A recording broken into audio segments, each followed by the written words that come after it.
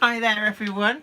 How are you doing? This is me, Jenny Kirk, saying, Cupboard Monkey, turn the main light off, would you? Because I'm being like washed out with light here. But it's great to have you along. Bright light. Oh, mood lighting. That's a bit better now. I don't have this glow that can be seen from outer it's space. so dark. I mean, dark. Yeah. Cupboard Monkey's just playing with the computers at the moment. So, today's beverage of choice, for those of you who take a very strange interest in this, Oh, hokey cokey is cokey. Pepsi Max Raspberry. And actually, this is really nice.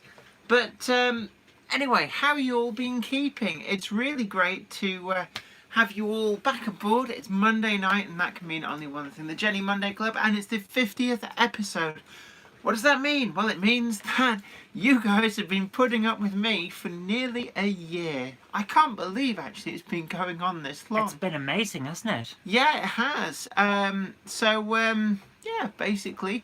One of the things we're going to talk about, this Coppa nonsense does seem to keep on coming up. Yeah, you don't need to call the coppers. We've already sorted that. Push off, Coppa.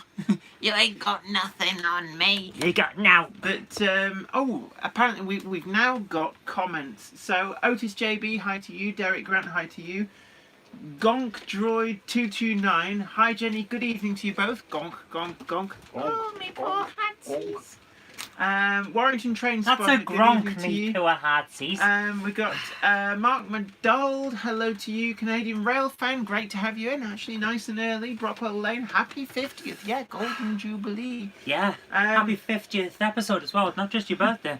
Yeah, oi. Canadian Rail fan, what have you bought now? Well, those of you who've been keeping up with my box opening and reviews will have spotted that I bought the new packet, the W4 packet. How do you spell blue? I don't know. I think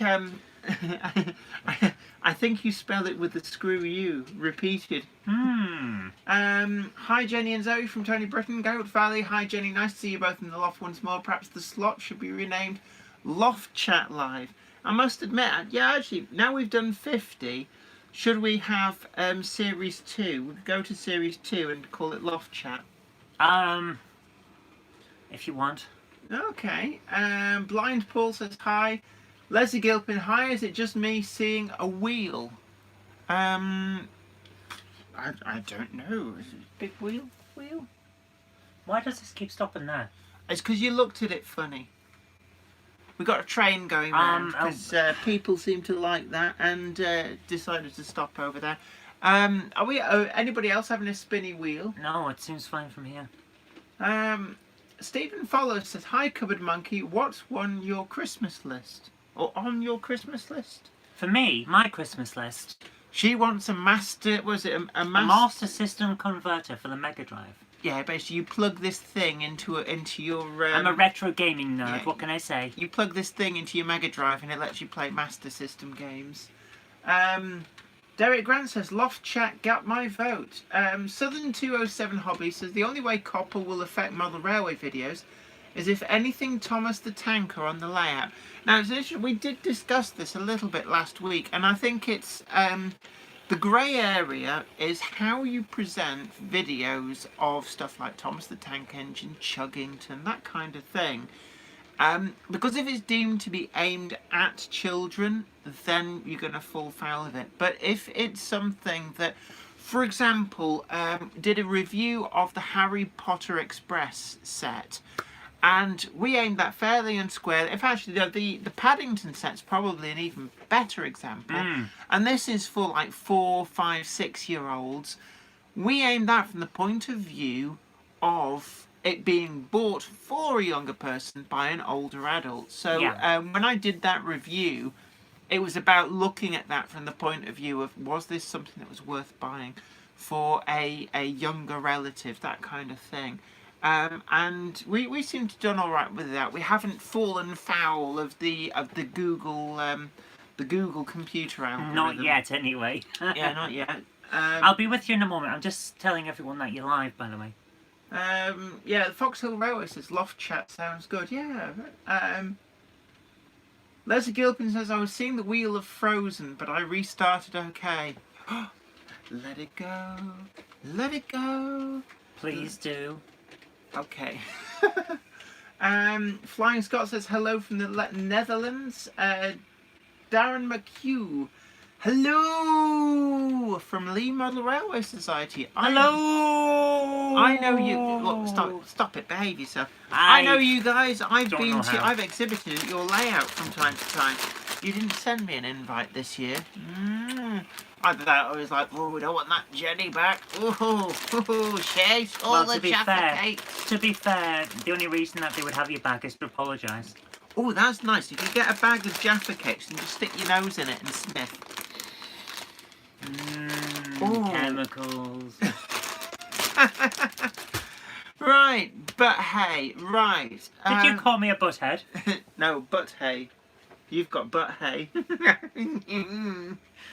So what you'll see is that when the cupboard monkey and I sit together in the same space for long enough, we kind of slowly regress back to about 4 years old. Also, one thing to remind everyone, Jenny is not supposed to have Pepsi Max. Do you remember for those of you old enough, do you remember in the sort of 70s and 80s, Tartrazine? And you couldn't get, and like, there's certain kids that went really hyperactive and used to just bounce off the walls.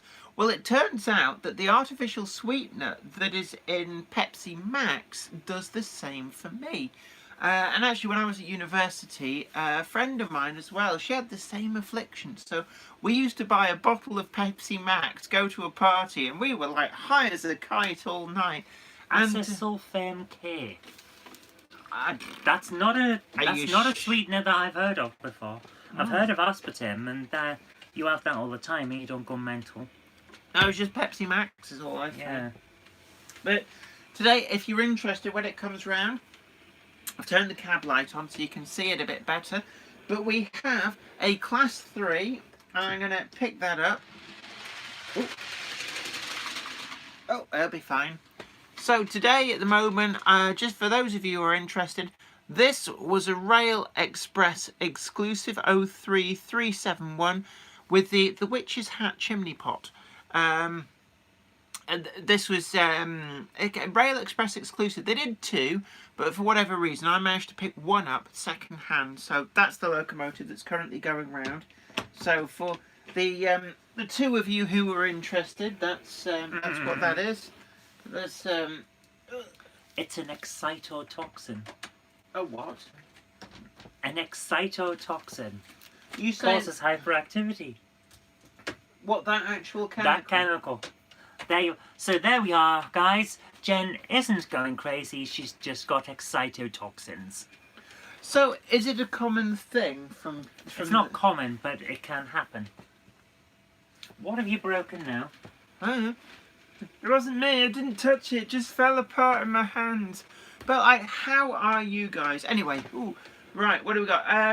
oorail.com, hi to you, one of our big Patreons. It's always great to have you in. And anybody else who's interested in supporting the channel on Patreon, you too can head on over there and have a laugh and go, whoa, not at those prices. I think I'm made of money. I think you do all right with the Patreon. I do actually, yeah. And to be honest with you, what's up? Sorry, before it disappears off the top, Brockwell Lane asks, what happens if I do nothing about Coppa? Because I have not said who I am, who I aim my videos at yet, but I would say adult modelers if I have to do something. If you don't do something, I'm not sure what happens. I would guess you get automatically... They'll have to err on the side of caution, I would expect. And therefore would treat you as if you're aiming at kids. Yeah. Just to make sure. They got a massive fine. That's why they're doing this. Yeah. So I suspect what would happen is that if you are monetized, you'd suddenly find that you're very restricted on the adverts that would run on your channel. If you're not monetized, it probably doesn't really make a difference, does it? No, not unless you plan to monetize later on. So is Coppa just about monetization then? Or is there something else? No, it's mostly about data processing. Right. And usage demographics, what your interests are, things like that. So there's an awful lot of information that they were storing that it turns out they shouldn't have been. And that's what it comes down to. Monetization is part of the bigger problem. Yeah. I mean, one of the things is that I think it's not just Google and YouTube.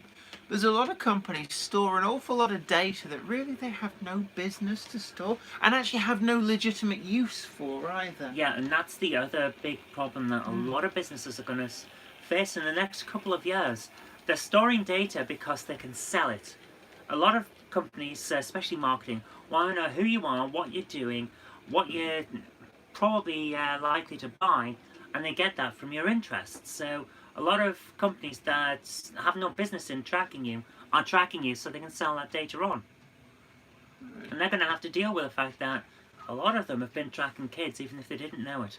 We've got a comment here coming in. Manthony 1956, ridiculous US overreach, government parenting of children. Many children, as we know, will go onto sites they do not belong. This is affecting more than just model railroad videos, unfortunately. Yeah. It is. It's massively affecting the video game videos as well, for a start. As a video game person, I do lots of retro game reviews and documentaries like that. It's of no interest to the majority of children, but it comes on the video games. How many kids do you know play the ZX Spectrum? See, I blame the parents. So, if they these should kids, be monitoring the kids. If the kids are accessing unsavoury videos and websites and all sorts, and we keep hearing about how children are being exposed to extreme pornography, and you think, well, isn't that actually the fault of the parents? Parents should be monitoring what the kids do, but at the same when I was time... a kid, the only time you ever saw a hardcore porno mag was when somebody had stashed it behind the bus shelter or something. So all the time then? Well, no. What I mean is that we never got exposed to that kind of thing. No, we didn't either when I was a kid. All right, didn't we? But at the same time, you can't really use that as an argument. The world is different. Yes, the world it is. has changed an awful lot. And unfortunately, I grew up in a village, and because I grew up in a village, I knew very well, like everyone else in the village did, who you didn't go near and who was a bit dodgy. Unfortunately, the internet has changed it now so that you don't know who that person is, because they've got 5 or 6 different identities. If they want to find you, they will. And it's not just the one dodgy guy in the village anymore. It's every dodgy guy in every village. It's changed very, very significantly. It has. Let's have a look now. Alan Corley's Trains. Hi, Jenny, Zoe. Hope you both well. Nice to see you both. Nice to see you too. Always great to have everybody in the house. In that house. Yeah. And we are so not with it. Ben Davis says, "Hi Jennifer, have you been looking at the Rails of Sheffield Advent Calendar?" I did actually. There was the National Railway Museum Deltic, which don't you dare, Zoe! I know what you're doing. I've already got one, so I already have mine. I bought it a long time ago. It is a great model, I have to say. So it's interesting to see that Rails of Sheffield are offering these. What? Flying Scott says he came in here expecting a wholesome Jenny stream. The first thing he hears is Jenny talking about hardcore porn. Yeah. Jennifer Kirk is not for kids. No, I'm not kid friendly. Don't get me wrong, I do like children, but I could never eat a whole one in one sitting. So,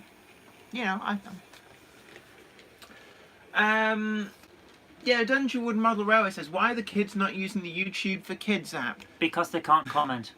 YouTube for Kids doesn't have a comment function, and they want to talk to the people that they watch the videos of. I remember being a kid, and it was more down to trying to watch 18 rated films and stuff on the sly, than now it's like watching YouTube videos on the sly.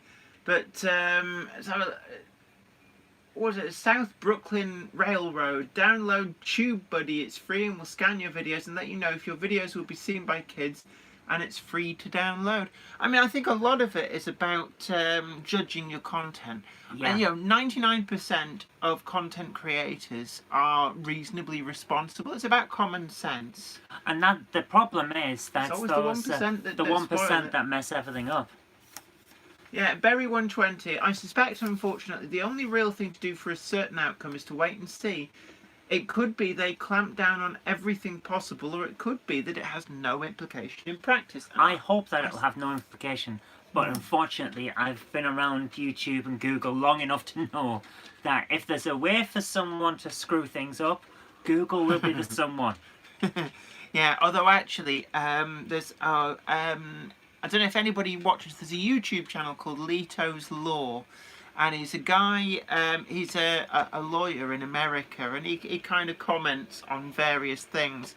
And apparently, there are some places that have introduced some woeful legislation, really badly worded. So if they can screw up anything legal, places in America are very good at doing that, apparently. To be honest with you, every country's done something immeasurably stupid. Railside Studio says Coppa has an automatic review system. They set it to sweep channels for any content that could interest children. And I think what would interest me is how they deduce that. And that seems to be the grey area. Nobody's actually saying what it is that will flag these content filters. I mean, we kind of guess that anything that's got tags in, such as kids, children, family, that kind of thing. Or certain topics, Thomas the Tank Engine. Chuggington. Yes. That kind of thing, maybe. But would either the engine flag it or not? I would expect so. Well, that's more nostalgia now, isn't it? It's like Magic Roundabout. But it was Not for kids. But you've got to remember, it sounds like a children's show, and the Americans and the AI that they inevitably use, because Google don't use a person when a robot will do. Yeah. That's the problem, whether it thinks it's the right thing. We were talking about the Rails of Sheffield Advent. I can't remember what they had on the first day, but... on the first day of Christmas... I know that Rails of Rails Sheffield are doing the Saturday. Helgen 1361 class and the 1366 class tanks. Because I ordered one, but one little word of warning is that they seem to have had a huge spike in interest for people buying stuff. So at the moment, there's a little bit of a delay in getting stuff posted out. So just be warned. It's not going to be like next day delivery. Yeah. Or if it is, let me know, because I've been waiting nearly a week for an order. Right. What's everyone's favourite locomotive, says Richie. Oh, everybody knows what mine is. I can't see it in the dark, but everybody knows what mine is. I know that it's not a Gronk. No, it's the Brighton H1 Atlantic for me. But Should be a Gronk. Warrington Trainspotter says, my content is not aimed at kids under 13, but I could not control whether kids under 13 watch it. To an extent you can. There is an option you can flick to age gate a video. Yeah, but any kid who knows what they're doing, he'll run rings around their parents, isn't going to be watching stuff through any That's not kind the point. of blocker. You've done everything that you can. When you age gate, you've done everything you can. OORail.com says the FTC fine is a maximum. It's based on on a multiplier of your revenue from that video. The video has to be deemed non-compliant. Only US traffic and only targeted ads. People need to relax a little. I'm very much with you on that. I think a lot of this is people are whipped up into a frenzy because they remember the adpocalypse sparked off by Wally's like Logan Paul filming dead bodies. And it's weird, isn't it? He's still monetized, but so many people became demonetized off the back of it. Like me. Yeah. Through no fault of their own. So it did feel an awful lot like the ladder was being drawn up after the people who were... unfortunately, that is one thing that is happening. The YouTube have got their big people, they've got the big draws. They're not interested in getting any more in case it gets out of their control. So pulling the drawbridge up. Right. Ben Davis says, make sure Rails of Sheffield Terriers are coming out this week. They're supposed to be. They're imminent, but they've been imminent for a few weeks. When I spoke to John and Oliver at Worley, they said that they'd hoped that they would have got them in time for Worley. That didn't happen. They're being air freighted into the country. So, whereas when you ship something out, it's about 4 weeks, I think, from China to the UK. they've air freighted the stuff, which will cut that down to a matter of days. They had a delay because there was a fault found in the circuit boards. They've all been rejigged, redone, and make sure everything is well. So I guess that they're imminent. I'd be very surprised if we don't see them by the end of this week. But yeah, I'm going to change that loco. It keeps randomly stopping. What was the fault? Did it gain sentience and decide to try and attack the human race? Was that the fault? Of what? The chipset in the Terrier. Was it biting people's ankles? I have no idea. People assume that I've got the inside track on what every single manufacturer and retailer is doing. You've got an inside track. I do actually, yeah, but no. They didn't elaborate, and I didn't pump them for information. Basically, yeah, it was just there was an issue with the circuit board. It was being remanufactured. Well, in light of further information, I believe that what actually happened is they discovered that it had gained sentience and had a plot to destroy the human race. That's why they had to deal with it. Very vivid imagination, you know. I do. I have a vivid imagination. It's in multicolours. I make up for Jen. Right, let's have a class 7 going. So, for the two of you who are interested in what's trundling around behind me, it's a Helgen Class 7, number 07010. So this is, I believe, a vacuum-only fitted version. Helgen do also do the ones with the high-level air pipes.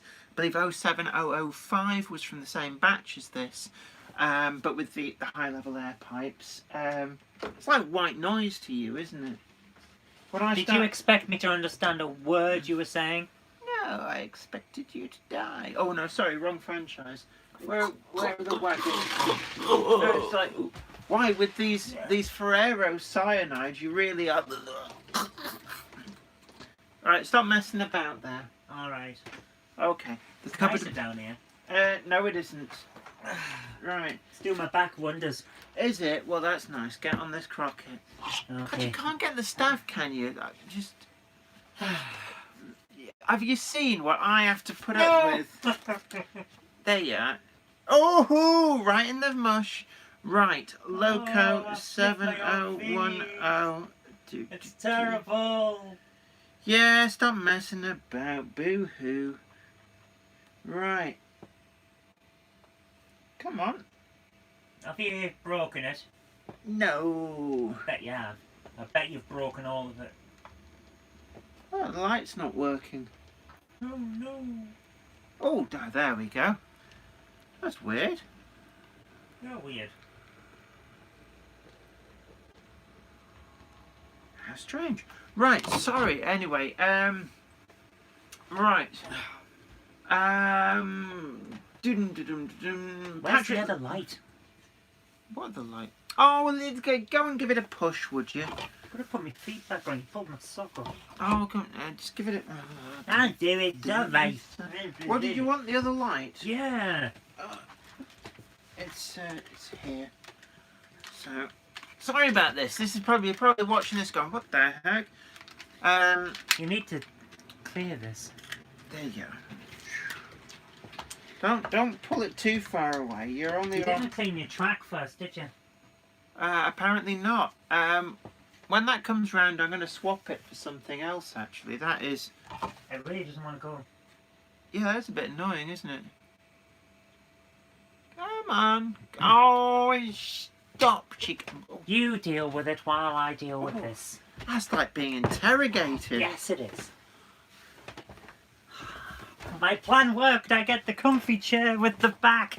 Hello, everyone. Yeah, you talk to the nice people. Well, it's wow. It is actually quite bright here, but hello, everyone. What have we got here? Do you have a Hornby Class 73? Do you have a 73? I do, but it's a Daypole one. She doesn't have a Hornby Class 73. Hold on, not so fast, Tiger. Funnily enough, get in. If it's a Daypole, it's not a Hornby. I got the Daypole 73. Well, that's not a Hornby. I was right. That light is really bright. Let me just bounce that off the ceiling. So that's my Daypole 73. Number 73. Was it number 73? Number 70. Oh my goodness, number 73. What a terrible, terrible program when you look back on it. Oh, Sandy Toksvig was in it. Number 73. It was the And Saturday Frank's. morning program in the 80s, the early 80s, and it wasn't very good. I remember Series 1 when it was only in the Southern Television region. Well, you would because you were Southern. I didn't see the Southern Television one. I saw parts of it when it was still in a house, and it was number 73. And then I saw the series where they moved out to... Like a bar or something. Yeah, it was like a weird place in the countryside, which had a saloon door. I remember the saloon door, and that's when it really went bad. Yeah, and what was it? They eventually just ditched it because it went downhill very, very quickly, and then it got taken over by Ghost Train, which had the trapdoor in it, and that was when it was good. Ghost Train was, even though the puppet that they had on Ghost Train was atrocious. What, Gilbert was that? No, they had this aardvark looking thing, and it just didn't work. It wasn't a good puppet. But Trapdoor was on it, and that was great. Anyway, people come in here to do So what else do we do? trains. They do. Trains. Okay, well, Yeah, I'll let because you talk. Leslie Gilpin says I'm lost now. Oh, fair enough. All right, well, do you want the control chair back? Yeah, I need the con. Right. I have the con, and we've got a Hornby Class 71 going around, number 71012. Where are we? In the loft. OORail.com. Slightly off topic, but does anyone know if Hattons are still honouring the 10 quid air freight option with the latest delays? It seems like maybe they're air freighting all of them. I don't know, actually. That's weird. There's a big shadow. You can actually see the camera. There, you can see the outline of the camera. That's a bit peculiar. I'm not sure I like this this light. Let's try it like that. But I don't know, to be honest with you. It does seem to get pushed back a little bit. I've seen the pre-production samples. In fact, we filmed them a little bit. When I went to Hattons, they've got them in the cabinet at the front on with the A3s, the A4s, and the Gresley coaches that they're doing in O-gauge as well look really nice. Yeah, Colin Wykes, we can see the shadow of your phone. Yeah, I've just fixed that. Blind Paul says, for me it was Tiswas. Oh, is that Chris Tarrant? Or was that Swap Shop? I can never remember, you know. Stretch Edit says they aren't offering much discount on those Deltics, are they? It is actually an NRM product. So I'm guessing that they're a little bit restricted. They're probably selling them on behalf of the National Railway Museum, something like that, on commission. But yeah, 155.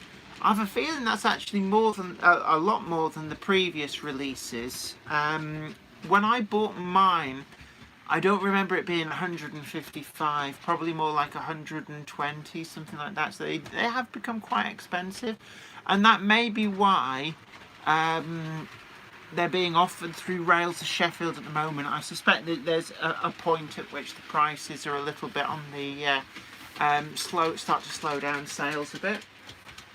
Basing TMD, hi Jenny, hi to you. J. Paul Anderson says we can see a big, it says Big Sharia. I think that's a spell check thing. Richie Download Festival Goer says, hi Jen, we'll get a Gronk. Oh yes, Gronks are good. Yeah, I've got a few knocking about here as well.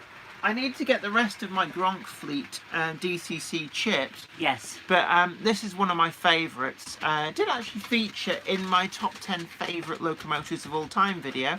And it's the faded weathered blue 08507, which was a Collectors Club special model.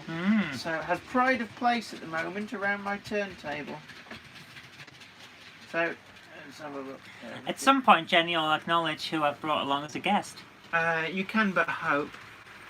She's not been very polite to our guest, is she? Nope, not at all. Manthony 1956 says, I find the interaction between you and Zoe delightful. It will probably be much Much more so having a meal with you two at a pub. Oh, were you buying? Oh, Jen would not be quite as subdued. Let's put it that way. I behave myself in public. She doesn't. Combat Bunny. Oh, a big hello to you. Everybody remember Combat Bunny? Yeah, hello again. Oh, hold on. I've got a train here that's playing up. As soon as it knew I wanted to talk to Combat Bunny, it had deceitfully slipped the coupling on its wagons. But unbeknownst to it, I spotted it. So, let's see. No, stop, you stupid thing. Oh, it's done it again. They're all detached. Pretty much. So let me You must have something wrong with the track. Yeah. Oh yeah, you're right.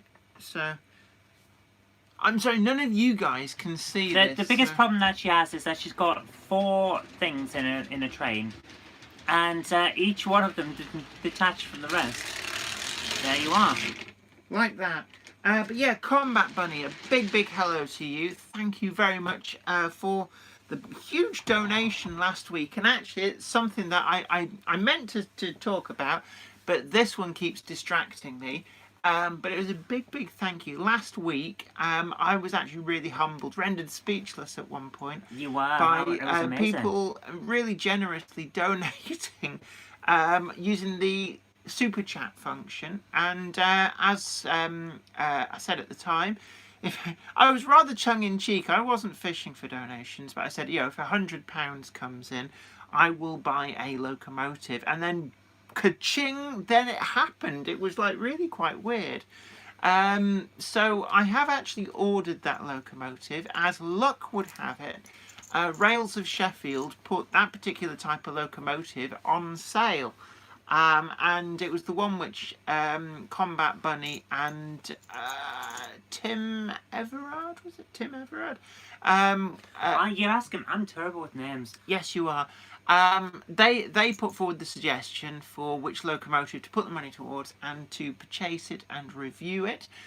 So that is on order. It's one of the things I'm actually waiting for from Rails of Sheffield at the moment, which is how I know that they must have had a bumper pack of orders come in, because actually it possibly means that terriers have started to arrive and they're desperately posting them out, because I think it's overwhelmed them a little bit, but they'll get back on top. But a big thank you to everybody who donated, but especially Combat Bunny and Tim Everard for their very generous donations, and very much appreciated.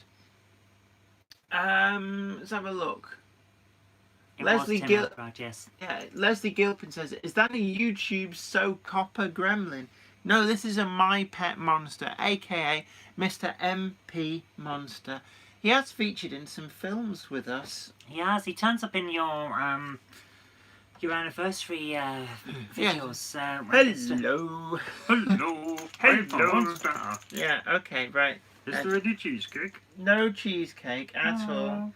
What are you doing? There you go. Hello. Oh, you just ripped his chains apart. Do you see what? I have to live with this. You don't have to, you get to. You get this little window on my world. Help, send help. I'm being held hostage by a mad, loony person. Although I do have trains, so don't send help too quickly. Monster is lovely. B Mozza, Brian here at 24/7 Developments. I have some plates ready to send to you for review. Oh, a big thank you for that. I'm looking forward to them. I trust you've... did you contact through Facebook? Stop it! We're doing business now.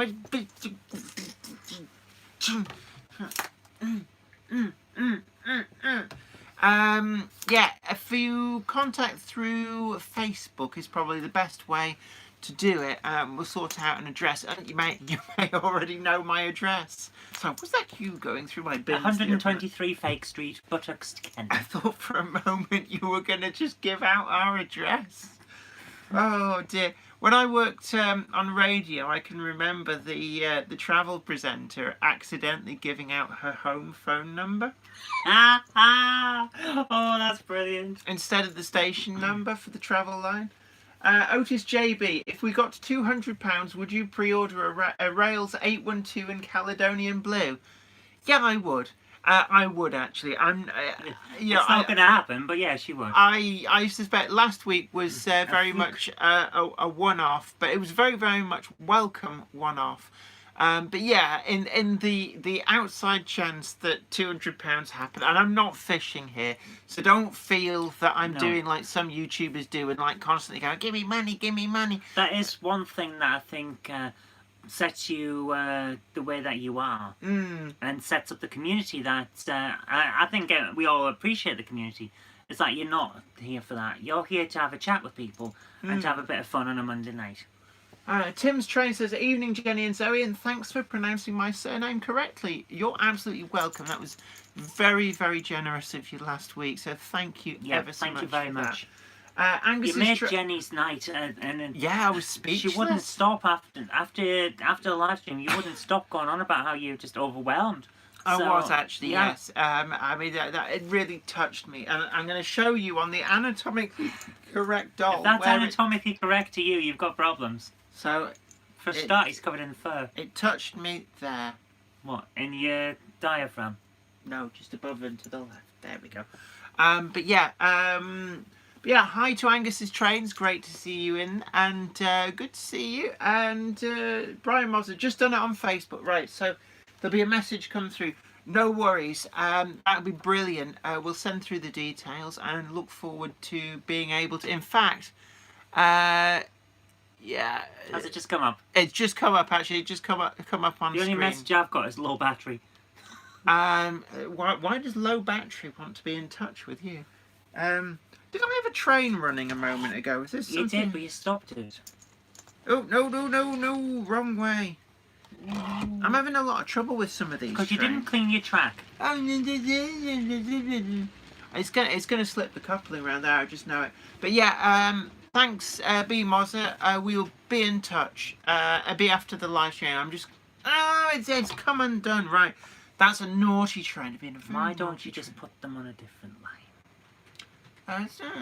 Yeah. But I'm talking gibberish at the moment. Do you believe that more of your content will be exclusive to Patreon due to Coppa? Many YouTubers are considering this, says Manthony 1956. Not even put any thought into it, to be honest with you. To be honest, Jen's approach to YouTube has never been... Yeah, it's like, read my finger. It's never been about the monetization side of things. No, I'm just doing what I was going to do anyway. I'm having good fun doing this. Yeah, so probably not. Even if Coppa meant that she got no income from doing the YouTube, doing the live streams or anything like that, I still think Jen would go on with it because we were here before she was monetized and we'll be here after. Yeah, we didn't always get money. Yeah. And, like, let's just... For the record, it's not like we're making a mint out of it. I'm going to delete that message from Rob Evans.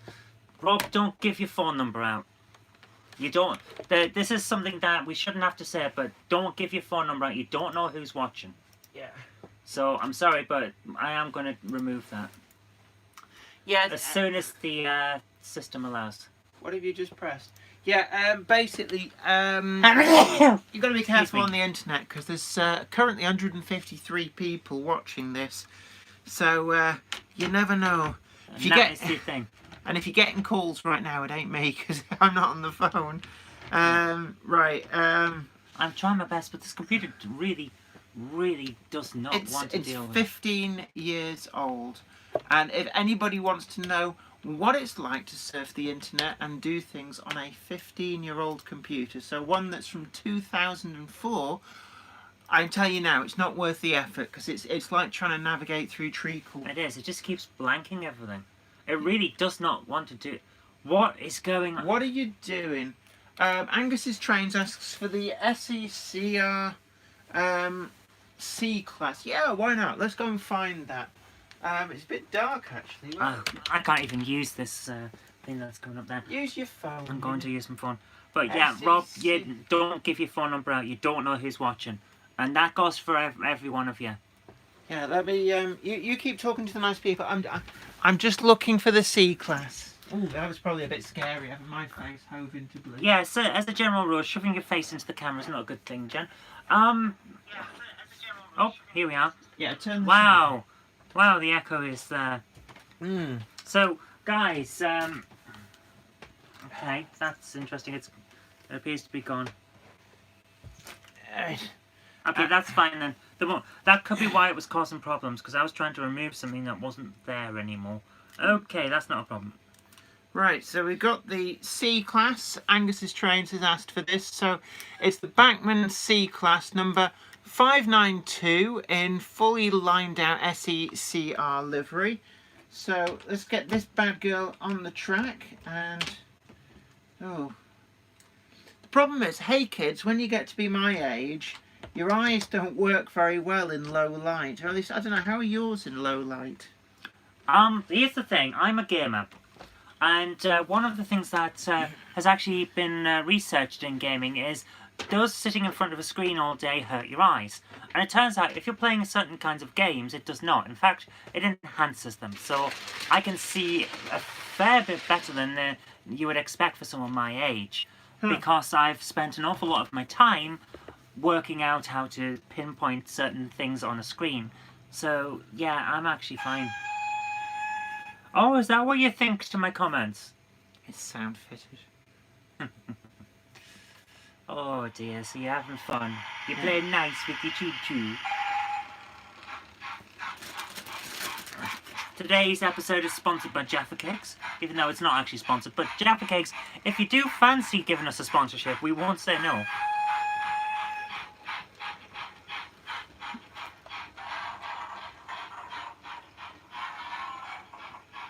But there you are, there's the C class for you, Angus's Trains. And I'm going to turn the sound off though, because it gets annoying after a bit. Combat That's why Bunny. all of your YouTube's go on for so long, because everyone's turned the sound down and they're just doing something else. Oh, that's cheeky, Otis JB. You learned one thing from GMRC, you need to test your track work. Now, can I just say that the comment that Kathy Millett made was unrelated, and they edited it rather naughtily to edit it. I can't actually see you when I do that. To edit it in something that was caused by the film crew and not by us, that we were told at the time wouldn't be counted against us. And the fact that I'm still bringing up shows you it's a big bugbear. But They set you up. yeah, but even Kathy Millett says, oh, they've made me say that because there's nothing wrong with our track. And there wasn't anything wrong with that particular track. But for some reason, some locomotives have a bit of a strop over in that far corner. And it's because the track undulates a little bit. And that's just because of the way I built the bridge, the tight clearances. And just shut up. Alan Reynolds, PVA J-Cloth Alan says, hi girls. Ooh. Hello. Hello. Alright, this Jenny enjoying trains, Zoe talking about things other than trains. I can't talk about trains. I don't know anything about them. They go and then they come back and it's choo-choo. That's pretty much it. Huntsheath Mollerawa says, Santa might bring you a more up-to-date computer. I don't think he will, son. I don't think he will.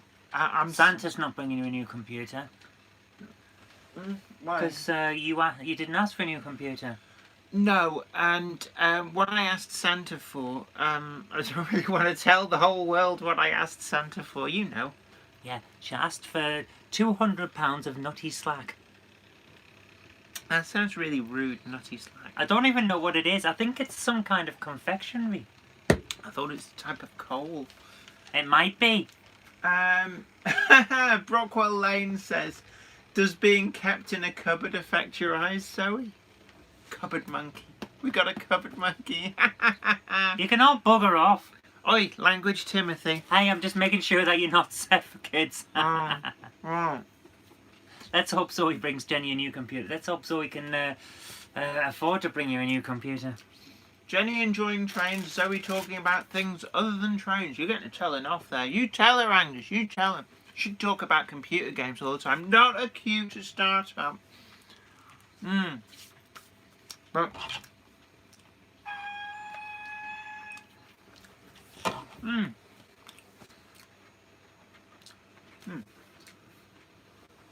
Swindon 1969 says a Jaffa cake is a biscuit-sized cake. Jeffrey Smythe says a Jaffa cake is a bit. Oh, sorry, no, it just jumped. Still driving the old Volvo. Why, yes. I do have a Nissan Micra as well. Well, technically you do, but you never bothered to learn to drive, so I drive it. But yep, the old Volvo is still on the go. We're just coming up on moon mileage. I believe I looked it up. Moon mileage is technically something like 238,000 and change, and we're coming up on 235,000 miles. So we're in the last little. We're coming in for landing on the moon. Bye, Patrick.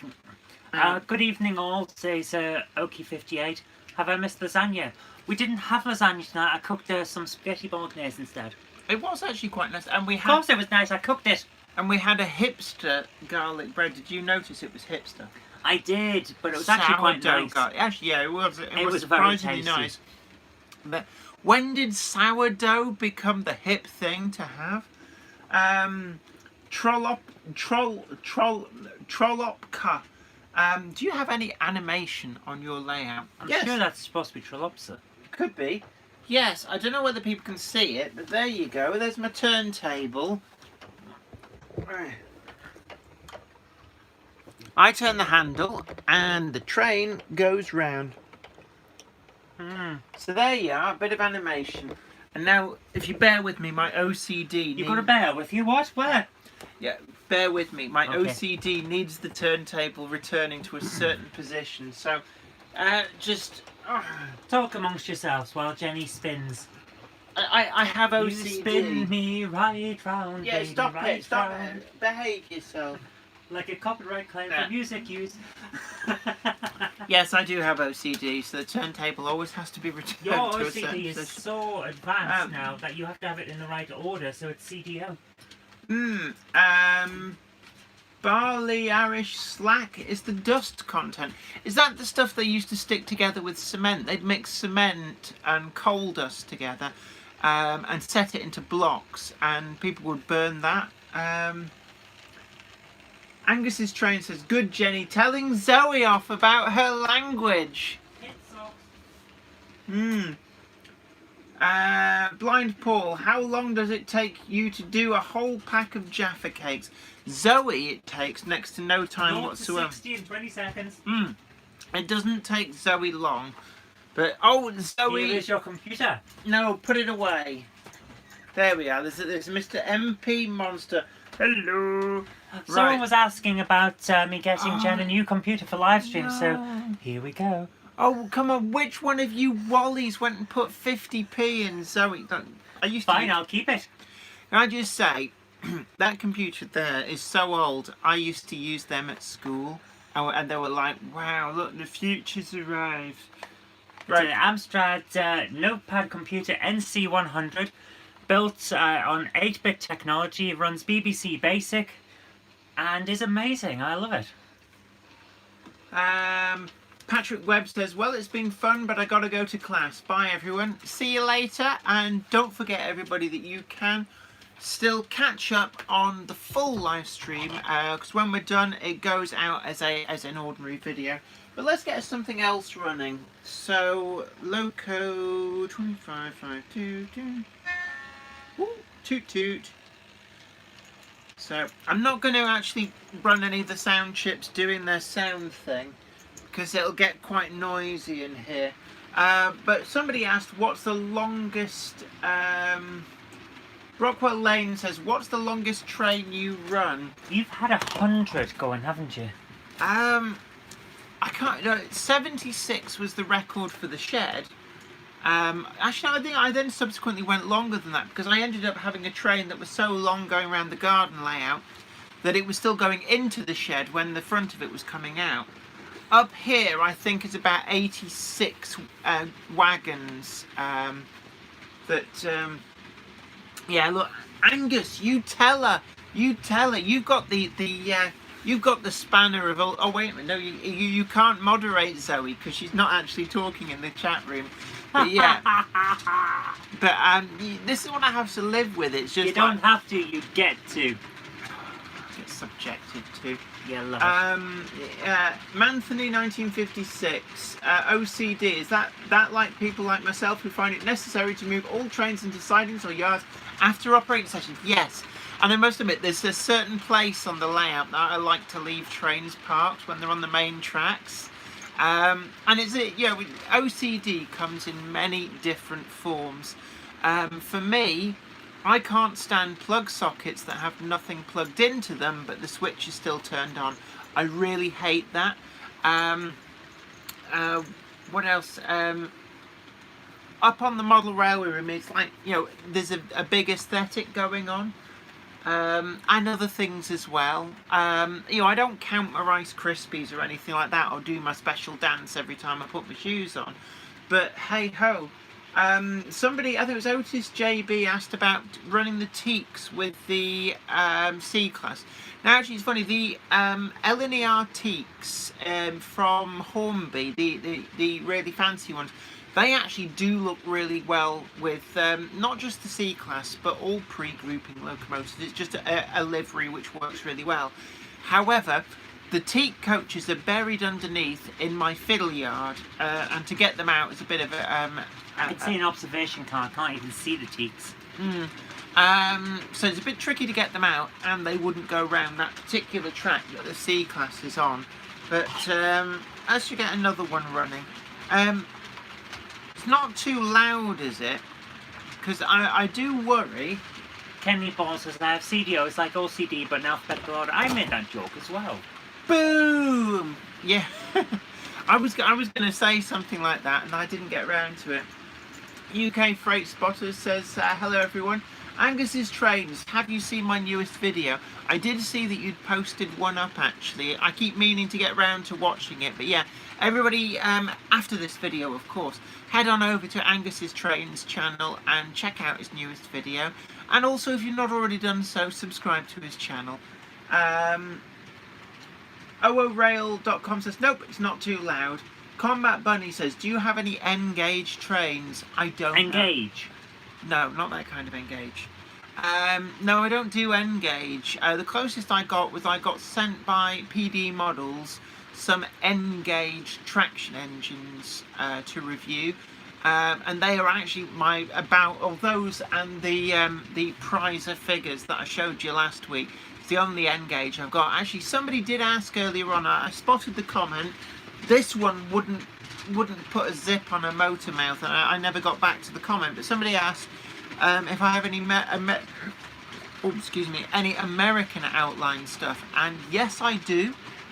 And if you watched the final of Great Model Railway Challenge for the Dr. Evil Volcano Lair, great layout, you would have spotted my entire collection of American outline stuff chugging around on one of the top layers inside the volcano lair, and it was a Bachmann GP40 in Burlington Northern livery, and a couple of 40-foot gondola cars in, I think, I'm trying to remember the liveries.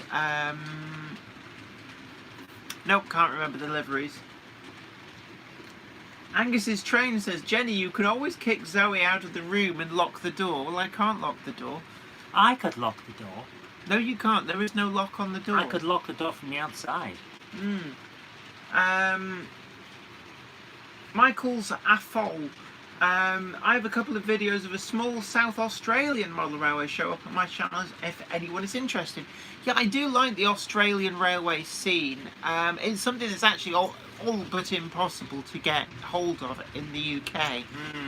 But I do like the look of a lot of the Australian trains, some really interesting stuff. And of course a lot of the older steam locomotives were actually made in the UK and shipped out there from people like Bayer Peacock and the Vulcan Foundry. Richie, download festival goer. Zoe, what's your favourite steam or diesel loco? Well, Gronk. Yeah, she likes Class 8 shunters. I like the Gronk. Because she likes the idea that their nicknames are Gronk. Do you know why their nickname is Yeah, Gronk? because they make a noise that sounds like Gronk. There they go, Gronk. Also, Gronk, I like the Gronk. designs on the side. they've got character to them, it must be said. There are bits, it's not just flat panels.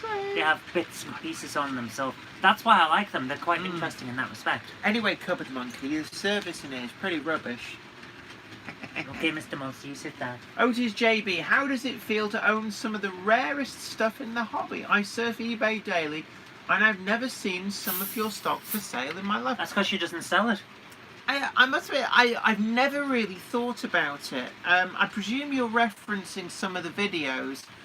One of the things I would say, and this I did say it on the Rails of Sheffield tour, is that they have so much in the way of second hand. I actually found some of the really super rare wagons that I have in my collection in Rails of Sheffield in their stock room. So I do say in that video, the Hancock Brewery, Golden Hill Brewery wagon, number 2, that very wagon is actually really difficult to get hold of, but I found one in Rails of Sheffield stockroom. So if there's a particular thing you're very much after, do give Rails a call. They may well have what you want, but I've never really thought about it. I know that the C-Class in number 592 in that livery is very sought after. I'm not sure that it's particularly rare. They do turn up. That is an interesting point. The difference between sought after and actually rare. Some things can be scarce because people want them, but there are loads of them. Yeah, I mean the C-Class, I believe that it is genuinely rare, even though it wasn't a limited edition item. When I was talking with, I think it was Ian Pritchard at Bachmann, he did say that certain locomotives and liveries where they're testing the market, so to speak, they sometimes actually produce as few as 200 or 300 of them. Now, normally a limited edition would be 500 or so. So it makes them rarer than, even though it was a main range item, it made it rarer than a lot of the special commission stuff. So arguably that is one of my rarest locomotives. Do you have any that are rare, but which aren't generally sought after, so it's actually fairly easy to get? I have ones which aren't necessarily sought after, but were originally special commission. And I'm trying to think actually, the Basra, which is, I think it's a class 11 shunter that Bachmann did. Let me try and find it. Because it's something that I used to find in retro gaming. We'll find every now and again when we're going out looking for stuff, there'll be something that I know is rare because it was actually very limited, but you can get it for dirt cheap because no one else wants it. I was wondering whether the same thing happened in the locals. As far as I'm aware, Basra here, the class 11, it's either a class 10 or a class 11, in the Longmoor Military Railway blue and red, didn't sell particularly well. It was a Model Zone special commission, so there's probably only 500. Essentially when Model Zone went bankrupt, they were still selling them. So I suspect a lot of people bought them and resprayed them and used them as a cheap Class 8, which may have reduced the number. Because when you look at it, it's a really weird livery, and when I used this on Great Model Railway Challenge, on the War of the Worlds layout, I got constantly ribbed because it was just described as the blue and red horror. You should have put on your horror rib now. Yeah, I suppose I could have done. But I quite like it, but that's probably genuinely rare, but not sought after. There we go. So that's something that I didn't know. That's quite interesting to know from my point of view. Yeah, anyway. yeah. But Right, I'm gonna head off there and leave you to it because I think at this point I've exhausted the amount of things that I actually know about trains. yeah, apparently, Otis JB says the Bachmann Great Central locos you have are extremely rare and never show up online. I believe that the 9J, also known as the J11, in the Great Central Railway livery, that's one of the fastest selling Bachmann Collectors Club commissions that they've ever produced. That and the Somerset and Dorset Joint Railway 4F in the Prussian blue, which I also have. And that was simply down to I have a soft spot for Great Central Railway, amongst other things. Now, I bought the Robinson 8K, also known as the 04, excuse me, the LNER 04. Now, the National Railway Museum commissioned from Bachmann that in that livery, and I bought it from the NRM, and I've never seen one since. I was really pleased to get it because I just find that a beautiful locomotive. Oh, interesting. Otis JB says, yes, Basra was only a run of about 100, I think. Wow. Very rare nowadays. I'm surprised that low, because normally Bachmann's minimum order number is 500. So I'm surprised at that, unless Model Zone had a particularly good relationship with Bachmann at the time. Hi to you, Stockton Junction. Matto Vel says, I have the reissued C-Class in not fully lined SECR livery. May have to paint the dome myself. Now, actually, hold off on that, because that livery, I think it's number 251, I do have it somewhere. That livery, it came out as a follow-up, nowhere near as popular, but, you know, I think they're all sold out now. It is an accurate livery, so painting the dome, like the brass colour, would technically be inaccurate, but Bachmann are reissuing the fully lined out C-Class, because again, on GMRC you would have seen very briefly the new release version of it, because it ran on our layout, along with a reissue of the birdcage coaches in SECR livery. So that is forthcoming from Bachmann. So if I were you, I'd just get your order in for that. Where's Dr. Who gone? He's about, he's probably in a field, so, yeah, he's down by the tunnel mouth. Oh, right, fair enough. So get your order in early, because that locomotive in that livery with the ornate brass dome and the full line is... Blooming heck, Queen Mary coming into port. I'm sorry, I snorted a trumpet as a young age. Yes. What was I saying? Get your orders in early because of the weather. So get your order in, and you should be able to just pick up the exact same livery without having to paint domes and stuff yourself. It is very pretty. I personally won't be getting the follow-up one. I already have 3 SECR C-Classes. I've got the fully lined out livery as number 592. I've got the simplified SECR green as 251. And I've got the wartime austerity grey one. Can't remember its number off the top of my head. So I've already got more than enough SECR C-Classes. I'm going to leave you to it, Pep. Fair enough. Lovely to talk to you all, guys, but I'm getting very tired and I have a script to write, so I've got to go. Yeah, I must admit, I am fairly tired as well. It's been a long day. Oh God. Yeah, go on, get out of it, get out of it. You can take the croquet away as well. I'll have to come back. Yes, you will.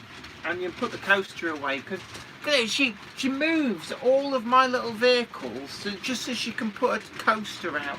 Yeah, I know it looks like a vinyl record. It's meant to, but it's this is how she treats her guests. It's terrible. Yes.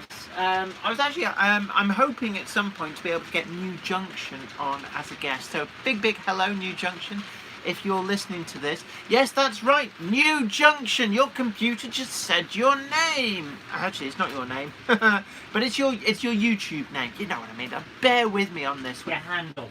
Yeah, that was it. Handle. Your handle is? I forgot what I was going to... Oh yeah, New Junction. I love to get you on as a guest. I have actually spoken to him behind the scenes. We're trying to get our schedules to coalesce.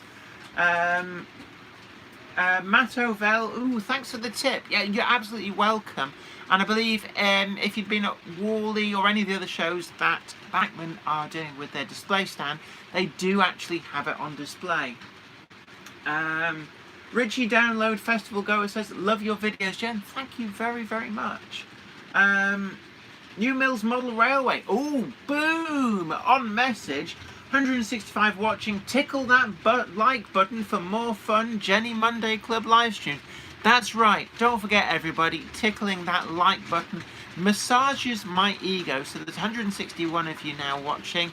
If you could all tickle that like button, then that would be very much appreciated. Oh, it's just jumped up. I like this. See, it makes the smile bigger and bigger. Angus's Trains asks, I like transport, why are you making your videos 13 plus? This is down to the Coppa thing, the American thing, but they're imposing it on everybody. Yeah, pulling the coppers on. Yeah, the problem is that they're essentially, they've made it very difficult to be monetized and have videos that are aimed at children, which is why. But Warrington Train Spotter asks, is all your track Pico code 100? Yes, it is actually. It's all Pico Streamline code 100. That is my favoured track. I just like the look of it. Easy to use. It's quite easy to come by second hand as well. Excuse me. Code 75 can be a little bit fragile and doesn't come up second hand quite so much. So I'm quite happy with code 100. Angus's Trains asks, are you going to stay as a child-friendly channel? Yeah, I do understand the Coppa thing. The problem that we've got is that if we go child-friendly, it restricts other content that we put out. It can potentially be quite restrictive. So as it stands, we're primarily aimed not at a younger audience. We have a lot of how-to guides, a lot of you know, that kind of thing. So that's just the way it is. Don't blame me, blame the American administration for this. Yeah, I like transport. Because of Coppa, I don't want to be fined 30 grand.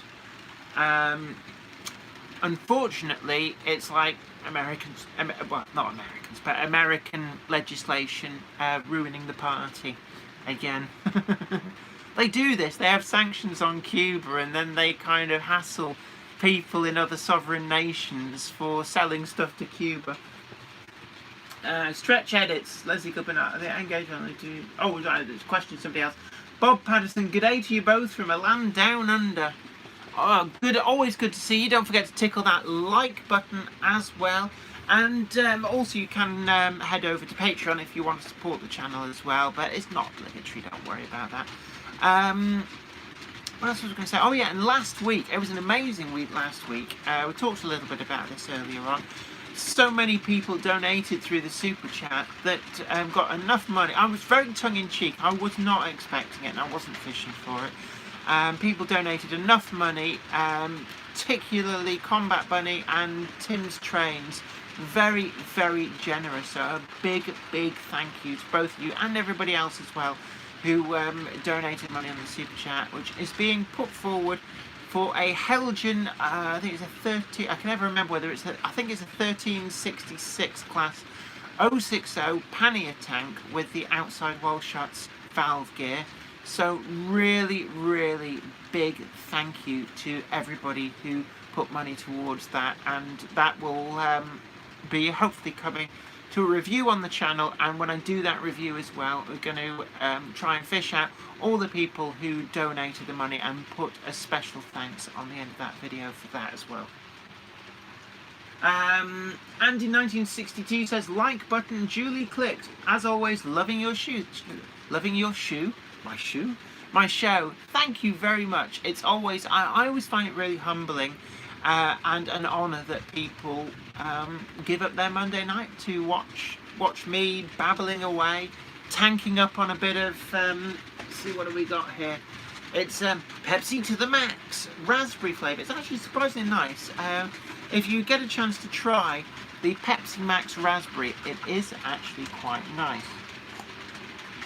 But as those of you who were on the stream early on were warned about, basically there is a chemical in Pepsi Max that makes me go slightly hyperactive.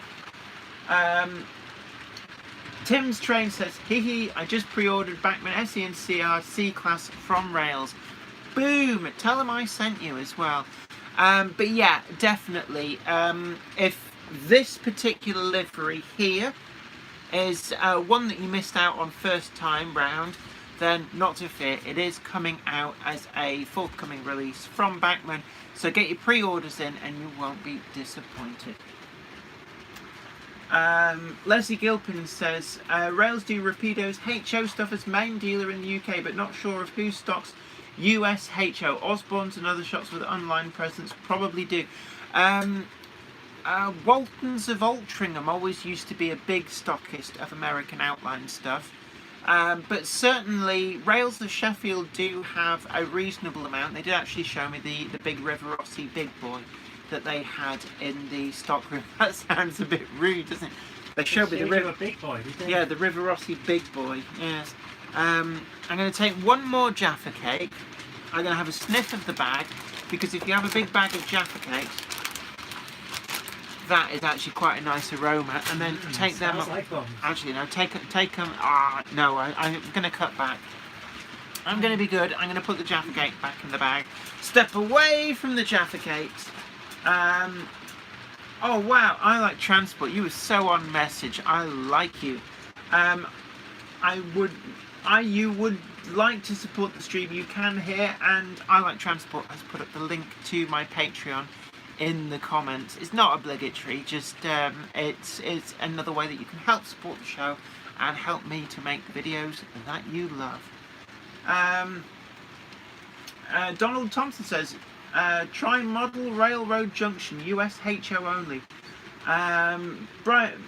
Brian Moser says, tonight I have you on in the background as I pack 1,000+ etch plates. Wow, that is a lot of... You're not sending them to me, are you? But yeah, etch plates can actually be a really good way of customizing your own locomotives in doing things like renaming, renumbering, so you don't have to wait for the manufacturers to bring out the identity of the locomotive that you really want. Using etched plates, you can quite easily rename, renumber the locomotives and get that locomotive that you really, really want. So looking forward to seeing those etched nameplates, Brian Moser. And after the stream is over, we'll sort out the address, and looking forward to being able to review them. Otis JB, and you can buy Jenny's books here. I don't actually have the links. If you go to www.allmousemedia, that's all one word, .com, and you should be able to follow the links, and my books are for sale there. And have I got any up here? I think the ones that were up here got posted out, actually, to one of the things we did was posted out signed copies of my books to the really, really generous donators from last week. So Combat Bunny and Tim's Trains, hopefully you've both of you have received your books, and I think, who was it? One of you as well who pipped the other on the donations. I also sent the Hardy's Hobbies Isambard Kingdom Brunel. So hopefully just be really careful when you're taking the backing off that, because the plastic that they are injection molded out of it can be quite a little bit, it's very hard, it's quite brittle.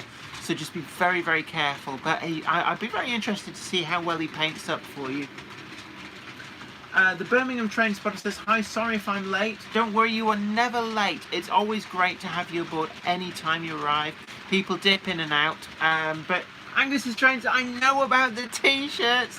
I have been telling the Cupboard Monkey for weeks. All she talks about is computer games, and actually she's doing a lot of editing and stuff, and some of our other business, like the comics. If you go to alloverthehouse.com, I think it is, or is it .net? Zoe? Apparently it's .net, alloverthehouse.net, and you can see the comics that we also do as well. I Like Transport. Here's the Monday mugs. Oh, you are so on message. But yeah, Angus will be sorting out the t-shirts at some point, and I'm really sorry. But it's just, time gets away from us. The Birmingham Train Spotter, is everyone ready for Christmas? No, not done any Christmas shopping yet. Otis JB says, how's your Mammoth coming along? Yeah, I know I was holding that in the like custom thumbnail. And if I lean down here, this set is actually the very same one that you see me at Rails of Sheffield. So just as an illustration of the kind of goodies that they had knocking about in their warehouse, this is the Mamod set that you saw me find, actually genuinely find at that moment, in their warehouse. And it's here waiting for me to get round to sorting out. I need to get it running. I have managed to unseize one of the cylinders. It had a seized cylinder. So I've got that sorted, but I haven't steamed it yet. And I have tested clearances on the Garden Railway. Now, the Mamod will run on O-gauge track, but it has issues with the points.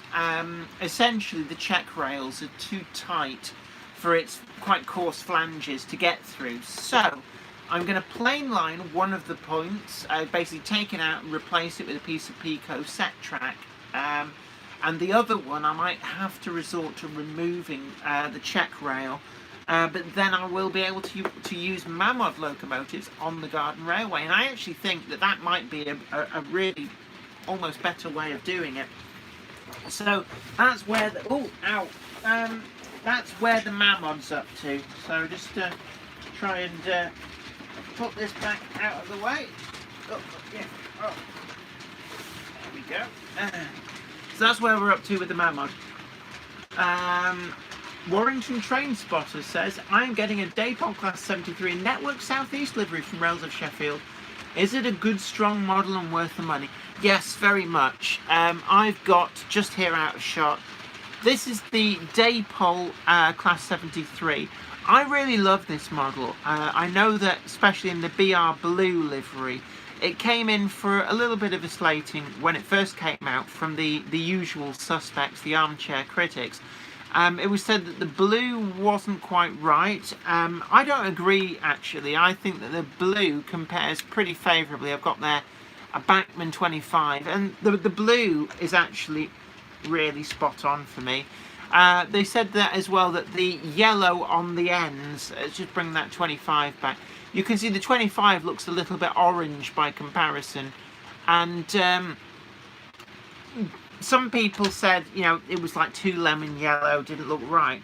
But what you've got to remember is that a lot of these locomotives would have faded to some extent, and also the colours would vary a little bit, maybe not quite so much by the BR Blue period, but certainly I think it's alright. I would love one in Network Southeast, but I've already having a Class 73 in BR Blue, I can't justify getting a second one at this time unless it comes up at a really good knockdown price. Stephen Tyler says, any news on more camera angles? Yeah, still basically the limitation is the computer. As I said at the beginning of this video, the computer is around 15 years old. So it's 2.2 gigahertz Pentium 4, and it's rocking 2 gig of RAM now. Actually, I upgraded the RAM by swapping in a spare DIMM. So I took out a half gig DIMM, put in a 1 gig DIMM, and knocked it up to 2 gig of RAM that way. And it's made no difference. So essentially, it really is state of the art and needs replacing. And that will then ultimately allow us to seed cameras around the layout that we should be able to chop and change on the live stream. That, fingers crossed, is the plan, so that we can actually show trains running and get some really good down and dirty shots from like in the model. Warrington Train Spotter says, I will send you my 73 and you could review it. No. Just don't do that. It's alright. Thank you very much for the offer. I've already done a full box opening review on the Rail Blue one. Let's try and get that in stock, just to remind me. In shot.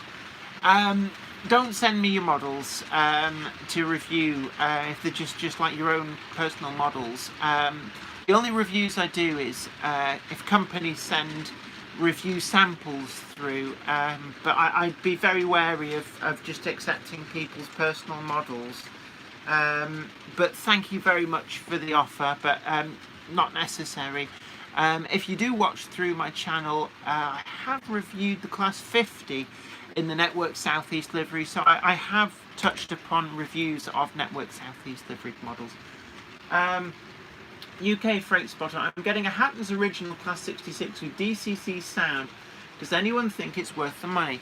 Now, it's a bit like what I say about the Rails stroke Daypole Terrier. I believe that the Hatton's 66 is intended to effectively be the definitive 66. Now, you pay for that, but what you should hopefully be getting is a pretty much perfect model. Value for money? Well, it depends on what you believe a model should be. Now, there's some people who are quite happy with the Hornby Railroad 66. You know, it looks like a 66. It's a very, very good value price. The finish they're getting with the tempo printing is pretty good. But, you know, if you want a full bells and whistles job, then I guess the Hatton's one is for you. So, I think the market will support them both. It'll actually support all three, because there's also sat somewhere in the middle is the Bachmann Class 66 as well. I guess only you can say whether you think it's value for money. I'm not a Class 66 person, so it's not one which I would personally be going for. The only comparison that I can think of which is out of a similar mould would be the Rail stroke Daypole Terrier. Now, I have the new Hornby one. I've actually got quite a few of the old Hornby ones, but I've got one of the new Hornby ones, which is really good. But I do also want to get one of the Rails Daypole ones. And I believe that the Rails Daypole one will be a better model. In fact, I know it will be a better model. I've reviewed the pre-production sample. That's not to say that the Hornby model is bad, it's just that the Rails one will be definitive. And I suspect, you know, the 66 from Hatton's is going to be out of a similar sort of mould. Wistaston Junction, good evening to you. Leslie Gilpin. Yes, I did all... Oh, no, is that... I'm just looking... Oh, not Lothian Model World. Hi to you, that's Les Cliff. Evening to you. Tim J.D. Dowd. Ah, okay, I remember. Did you see the 3 153s from Norwich? Aha, that's...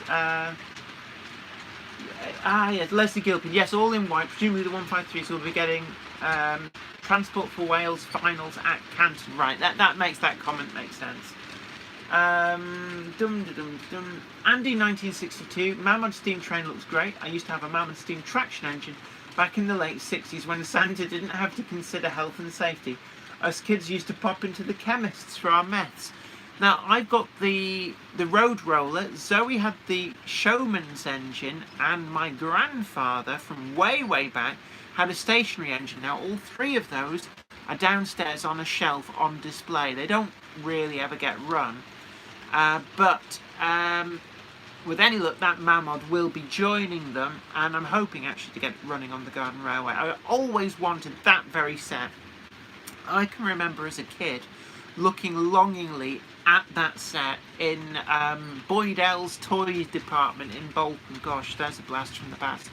£132 it was, brand new. I always wanted it, never save up enough.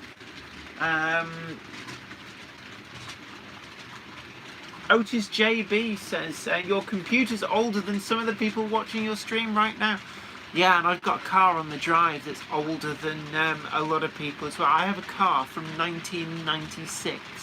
If it was a person, it could legally do everything that it is legal to do. Limit 12DD, good evening to you. So look, Donald Thompson, when I started as a cleaner age 14, we washed our diesels at 34G with a paraffin and engine oil mix, then polished them off. Well, I know a guy who actually, well, I knew a guy, this is the late 90s, he used to wax his car with that stuff. He had a Morris Minor Traveller, it was a Morris Minor van, not the Traveller one, not with the wood, it was a metal van.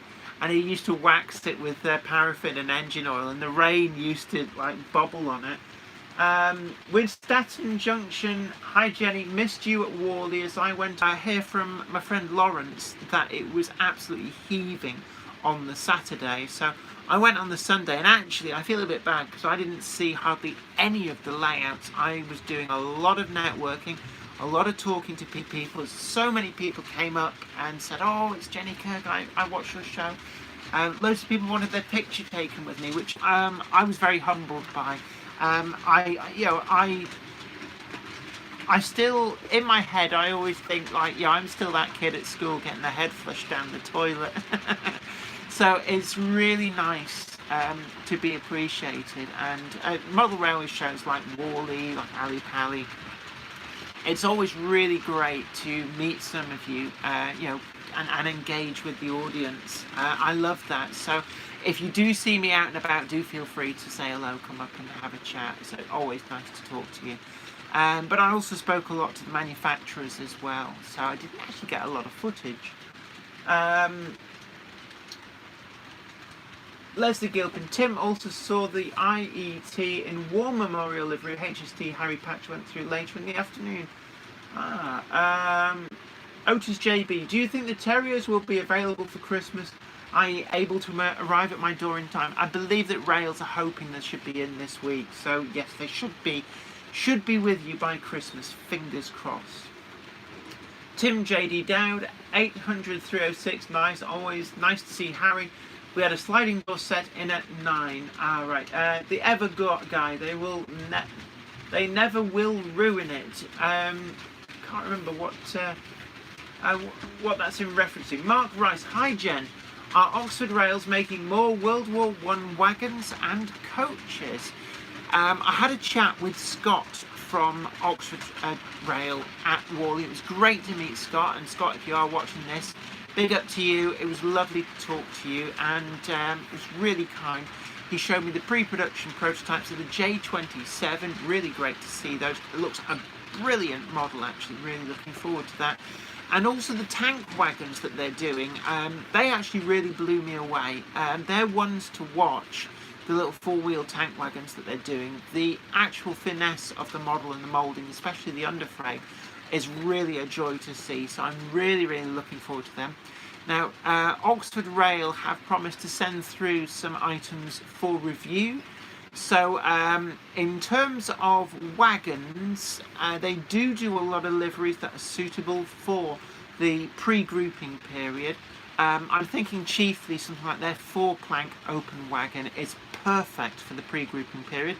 I would love to see more of them appear in the North British livery, but I am aware that there are still quite a few of those hanging about in shops, so I guess Oxford Rail don't want to quite flood the market. Whether they appeared in other companies' liveries, I'm not sure. I think that is ostensibly a North British Railway wagon. So, for example, Caledonian Railway livery, or Glasgow and South Western livery, or Highland Railway livery, I'm not sure whether it would be suitable. Warwick Road, Jenny, what decoder do you recommend for Hornby Sentinel? They need the 4-pin decoder. Now actually, the 4-pin decoder is currently out of stock everywhere. The reason for this is that I think Hornby massively underestimated demand for the 4-pin chip. And the reason for this is that I guess they thought people would only be using them to go into the Sentinels and the Peckets. In reality, what happened was when people like me showed people how to do hard wiring with them, and the Hornby 4-pin chip is, in my opinion, the best chip for hard wiring non-DCC ready locomotives. I have used about 15 to 20 of them in all sorts of locomotives, not just Hornby locomotives, to DCC fit non-DCC ready locos, and I think what that's meant is that they've just sold out so quickly. Now, I spoke to Montana Huron at Hornby. Most of you probably don't recognise the name, but if you have watched the Signal Box, which is their YouTube channel, she stood in for Michael Day for an episode. So that's Montana. She's a lovely, lovely lady, and she told me that Hornby are expecting another batch of the 4-pin decoders but it'll be in the spring of next year, so there's going to be a little bit of a delay, which is unfortunate. But that is the chip that you need, and you're going to have to hunt around and go to some of the lower volume stores to try and find them. I got 2 from Tim at Arcadia Models in Shaw week before last, so they are still out there, but you're going to have to hunt. Tim JD Dowd, Leslie, we have had 5 different namers at Newport so far, Chepstow Castle being the latest. Yeah, I think there's a conversation going on in the chat. With Stanton Junction, hi Jenny, will you going to Stafford in February? I really don't know at this point actually, but it will probably be on a Sunday if it is. Generally speaking, I can only do Sundays for shows due to work commitments on Saturdays. Angus's Toys and Games, hi to you. Bob Patterson, Jenny, I hope you do a review unbox on the Longmorn Distillery Ruston Hornsby 48DS 040 Queen and Era 7. I do have one of the Ruston Hornsby 48DS on order, and I can't remember which one I ordered actually. I have a feeling that I actually ordered the War Department livery, but I'm not entirely certain on that. But yeah, I am really looking. I'm really looking forward to that, it must be said. Right, what else have we got coming up in the comments? Stuart Muir, hiya Jenny and Zoe, are you going to invite Neil from Daypol? I have actually been talking to Neil from Daypol. I want to set up some interviews which will be ostensibly filmed at some point next year. I'm also trying to set up a tour of the Daypol factory to the extent that we can tour. Obviously it won't be access all areas if it does happen, but I would love to do that, and certainly there is an interview with Neil which I'm hoping to set up at some point. Yeah, I'd love to invite Neil onto the live stream, whether he can fit me in, because it's a bit of a trek from where he is. You know, I'd invite Simon Kohler on if I thought he'd come, but you know, I know that he's somewhere down on the south coast. I have invited Hatton's Dave, one of the Daves from Hatton's, to come on, but as of yet it's not happened. So yeah, and also Scott from Oxford Rails, if you're watching, if you're ever up in the northwest on a Monday, then more than welcome to pop in for Shed Chat Live. I'd like to get as many names from the industry as I can, but you know, it's about where people are, and accessibility, and also people's schedules. A lot of busy people. What else have we got? Otis JB, Oxford make incredible stuff for a really fair price. I don't think there's another manufacturer who can produce such quality wagons for near enough a tenner. Yeah, the Oxford Rail stuff, I've always said, is great value for money, and long may it continue.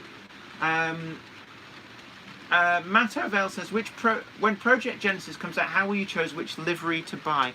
I think my list of stuff I want to order totals about £1,000. It's really tricky. I'm generally just buying an awful lot, so I don't have a system. It's just a case of I need Lancashire and Yorkshire, London and North Western Railway, SECR, London, Brighton and South Coast, Midland Railway, and a smattering of departmentals and NCB. So I'm in there deep for Project Genesis. Richie, download festival goer, all my Christmas shopping all done, and I've got a few Christmas goodies for myself. Oh, you're a good little boy, aren't you? I'm always quite late with Christmas shopping, it must be said. I like transport. Sorry, I must go. Bye. Sorry to see you go, but hopefully we'll see you next Monday. It's been great to have you in. I Like Transport's always a great cheerleader for the channel, and head on over to I Like Transport's channel and give him a tickle of that subscribe button as well. James Carroll, hello, good afternoon, Jenny and Zoe. Is this the British Kiddie Toy Train channel? I wouldn't say it's a kiddie toy train channel, to be honest with you. One of the things, as everybody must be aware by now, you'd be living in a bubble if you weren't, the Coppa thing has meant that essentially you have to choose: are you aimed at children or are you aimed at adults? And a lot of the content of this channel is much more adult orientated. I don't mean like boom chicka wow wow, but certainly it's not a kiddie like toy thing, and we've had to make a choice, and a lot of this is down to commercial pressures, I guess. I mean, that makes me sound a bit bigger than I really am, but now in terms of reach, I think you kind of have to pick one or the other, and we've gone for the more adult orientated, which gives us a lot more flexibility. Now, I have a potty mouth. I know it doesn't always show up on the video, but you know, I drink booze, and the odd double entendre and stuff, and it's just the way we've gone. Otis JB, will Zoe be joining you again today? Well, I hope so, because she's left her Jaffa cakes down there. Brian Mosser, Scott's down in South Wales like me. Yeah, he's actually in somewhere in Swansea Valley, just down from Ystrad and Ystrad and Glanreed, which is where I spent a lot of time as a child, actually. Swansea Valley, Ystrad. Yachavi never the when. Be here, be there. So I know the area really well. So I know he's down there, but I also know that he spent the end of last week up in the Bradford area. So he does venture up north. Warrington Train Spotter. You should write to Rod Stewart and see if you could film his model railway out in Los Angeles. I'd love to do that, but he'd probably be like, Jenny who? I'm going to have to try and work a few more strings before I can line something like that up. That would be a major coup. I think I'd be more likely, not saying it's likely at all, but more likely to get an invite to see Jules Holland's railway first. I believe that is at least UK based. I think he's in the Sheffield area. I could be wrong, but I have a feeling that I know Jules Holland does use Rails of Sheffield. You know, he does frequent Rails of Sheffield in person. And he has been seen at Alexandra Palace Model Railway Exhibition, the L form as well. So I think I'd be more likely to get an invite from Jules Holland before I got an invite from Rod Stewart, if at all. Now, Jules Holland, if you're watching this going, oh God, she's very forward, isn't she? Don't worry, I'm not like assuming anything, but you know, if you want to get in touch, then we could book something up. Fat Wallet Boy 2. Hornby have their plug door all new Mark 3s for the HSTs to come out. Ah, interesting. The Growler Blackwood N-Gauge layout. Ah, back in from Christmas shopping and managed to sneak coffee at Starbucks and shed chat catcher. Now sitting with my feet up Chuck. Oh, grand. I haven't had a Starbucks for ages. Lettuce Place. Is that a Dean Goods going round? No, I have a Dean's Goods on the way, I believe, in the Rod Livery Rail Operating Division. But no, this here is a South Eastern and Chatham Railway C-Class. Angus's Toys and Games. Who do you reckon I am? You're not Angus's Trains, are you? Brian Mozzer. Well, I am in Neath at the top of the Dullice Valley. Tim's Train, Angus's Train. Fat Wallop Boy 2. Talking of Rod Stewart, does anybody know roughly when Rod got started into his model railroads? It doesn't strike me that he's doing it in his early years as a rocker. I know if you read the article, it does say that he kind of started to get interested in the 70s, but it's not clear at what point he sort of started in earnest. Otis JB, I believe there's only the coal tank in terms of ready-to-run models for the London and North Western Railway. Au contraire, there's also the Robinson 8K in London and North Western Railway livery, which has been delivered from Bachmann. And what this was, that when the Rail Operating Division ordered and bought and used, had delivered a huge number of these for the First World War, and then at the end of the war, some of these were either loaned, hired, or bought by excuse me, a number of railway companies. So London and North and Western Railway was one of them, and they had a number of these Robinson 8Ks. And they came out in the same livery, effectively, that the London and North Western Railway Webb coal tank came out in. And they were pretty much run into the ground. So I don't even know whether they survived long enough to get LMS livery. But certainly Bachmann has done them in that London and North Western Railway livery. So they are out there. Otis JB, when the LBSC is so well serviced by manufacturers in comparison. LBSC, you know, the Terriers is a biggie.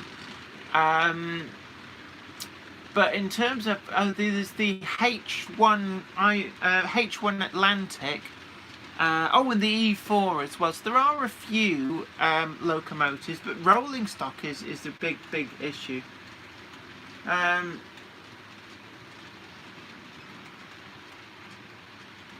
Rob Farrell says, good evening, Jenny. Good evening to you. Warrington train spotter, would you go to Pete Waterman's layout to film? If he invited me, I would definitely go. I mean, you'd be foolish not to. It's, you know, if he invited me, yeah. I have met Pete Waterman briefly at the big Nottingham show. I think I also bumped into him at Granada Studios at Key Street when I was doing some work freelance there. Not really to talk to, just kind of ships that passed in the corridor. Cottersmore, hi to you, good to see you. And are you off to Manchester this weekend, Jenny? I'm there all weekend filming for the club. Now, might be able to make it on the Sunday, but it all remains to be seen.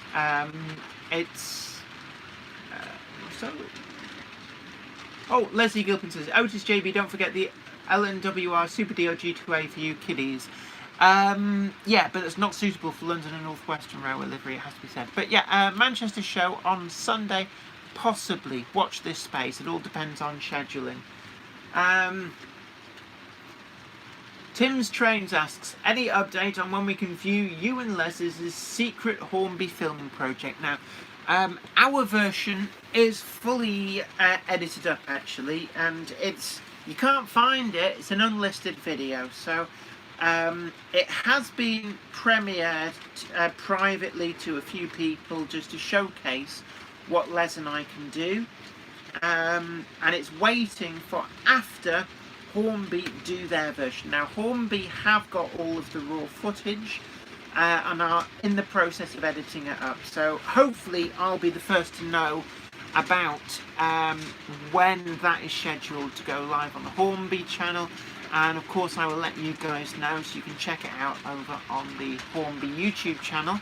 And then once that's done, after a certain period of time, hopefully before Christmas itself, we will also then see our version, which is a full feature-length episode. I think it's about 1 hour and 10 minutes of the full build, and that is the process that a lot of people asked for but didn't get out of GMRC, showing every stage of construction. Not in a really boring listening to paint dry kind of way, but it's good. It's, you know, even if I say so myself, I'm blowing my own trumpet here, but it is quite an interesting episode, and we're hoping to have that as a pilot for things. You know, they're not going to come thick and fast, but we're already working out what we're going to do for a follow-up episode, and hopefully that will be I'm just trying to negotiate with another producer of scenic items.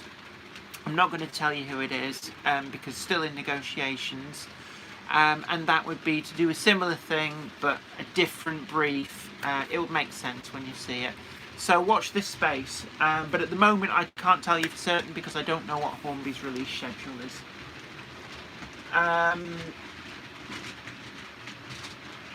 Michaels_AFOL, I have mostly Lego content on my channel, so I'm badly affected by the Coppa changes. I'm transitioning over to a Facebook page, so hopefully the FDC don't go after Facebook next. That's interesting. I mean, so what is it about Lego that just automatically folds you into that bracket? how are they deciding? This is what I can't find any clear details anywhere on. Is what constitutes a child-orientated channel and what constitutes an adult-orientated channel.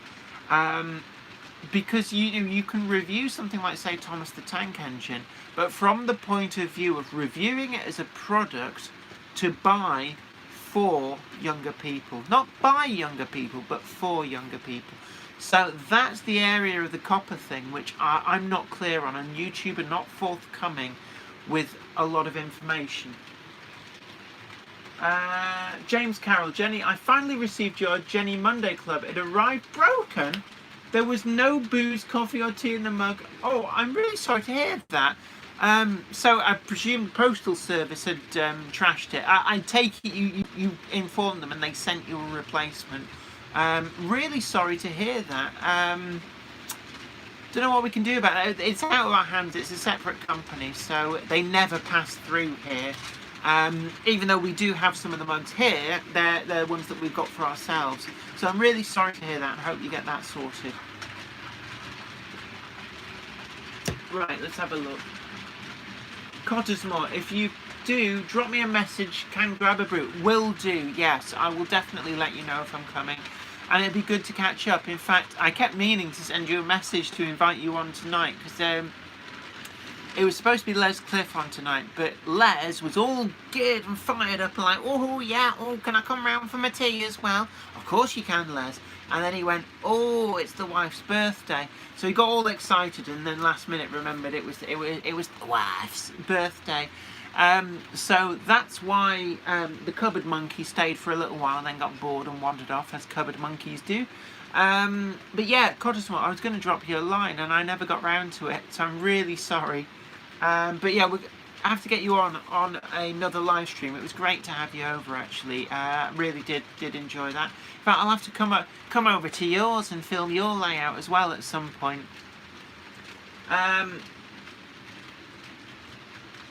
Angus's Toys and Games. Yeah, we did guess it was you, Angus. Alex H. Pete Waterman sold off a bit of his Molaroa collection to pay for some overhauls of real locos he owned. Doesn't surprise me. Overhauling real locomotives is not a cheap pastime. So, you know, to overhaul a real steam locomotive, you're probably looking at not really any change out of £100,000 plus.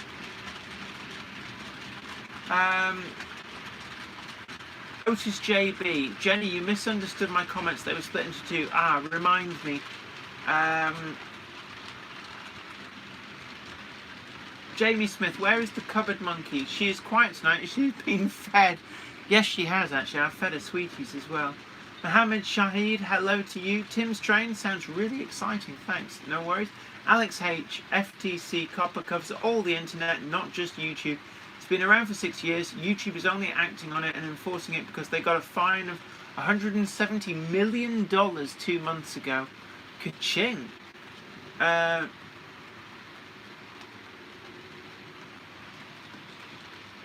John Equay Production. Hello, Jennifer. I'm French. You not moving with train when we'll thank. Always good to have you aboard. Bonjour. I don't know a lot of French, so où est le ballon d'allon? Il est dans la couette sur la table. Je suis Jenny. Je m'appelle Jenny. I'm not actually very good at French. I've just found out. But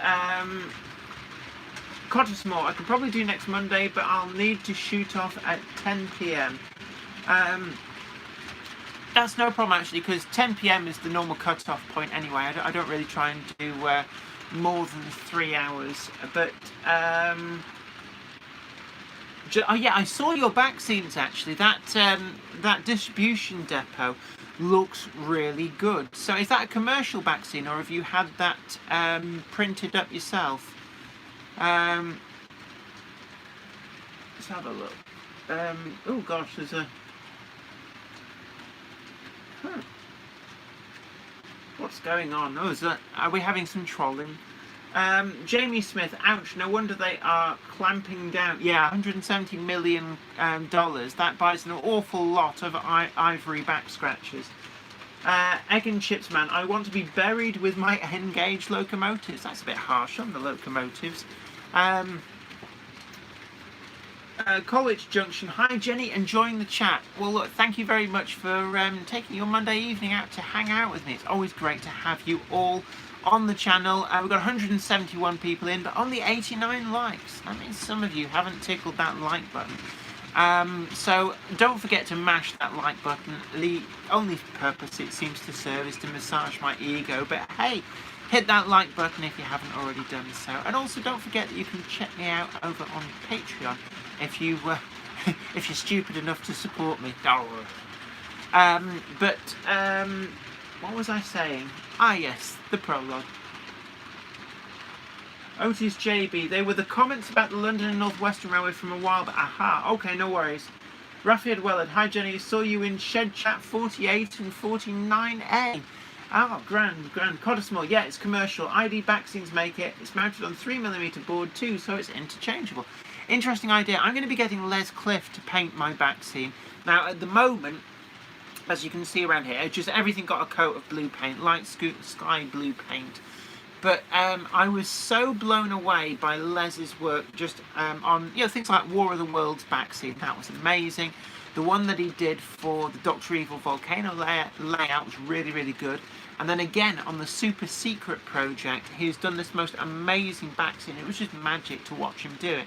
And so in thanks and recognition to me DCC chipping all his locomotives for now, he's promised to do me a back scene, just paint it on.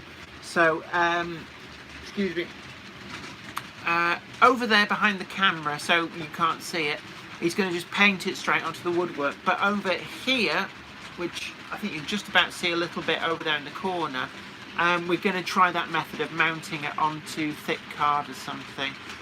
Not for it to be interchangeable, but I just think it might get a much better effect. But yeah, I was very impressed with that vaccine you got. Jamie Smith, what is the beverage of choice tonight? Actually, we're teetotal at the moment, so we're taking Pepsi to the max, raspberry flavour. And it's actually really nice, but there's a chemical. The Cupboard Monkey did actually read out which chemical it was. She looked it up. That makes me go hyperactive. So at the moment, I am fighting hyperactivity. It's apparently quite a rare reaction, but I'm not alone in getting it from Pepsi to the max, as I am sort of like ratcheting it in the hyperactivity. Andy 1962, où est le sing de cupboard? Love a little franglais. Oh, I said, où est le ballon d'Allon? It's like, where is Alan's ball? Il est dans le coin. It is in the corner. Sous la table, under the table. Brockwell Lane, what country in the world spends most on model trains? The UK has got to be well up there. The Chinese are maybe the ones to ask. I suspect that North America, USA, is probably the biggest market. There's more of them for a start, people, that is. And I do know that producing the stuff for the American market, the HO and all the other scales for the American market, does take priority in the factories because it is much bigger orders. By comparison, I believe UK outline stuff is a little bit more niche. So I would hazard a guess American HO is the biggest market, with the US being the biggest spenders on model railways. Fat Wallet Boy 2, Jenny, do you think we will ever see a return and takeoff of 3mm ready to run, or is the rise of O-gauge put any chance of this happening? See, 3mm TT, it's a bit of an odd scale. It sits uncomfortably between N and 00, but seems to have too many drawbacks. I don't think commercially it's likely to be supported in the kind of mainstream that 00, N and O-gauge enjoy.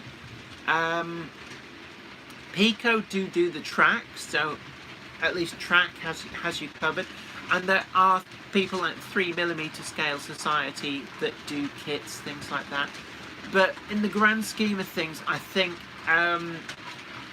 it's a rod for your own back. If you're not into scratch building, it's not a scale to touch.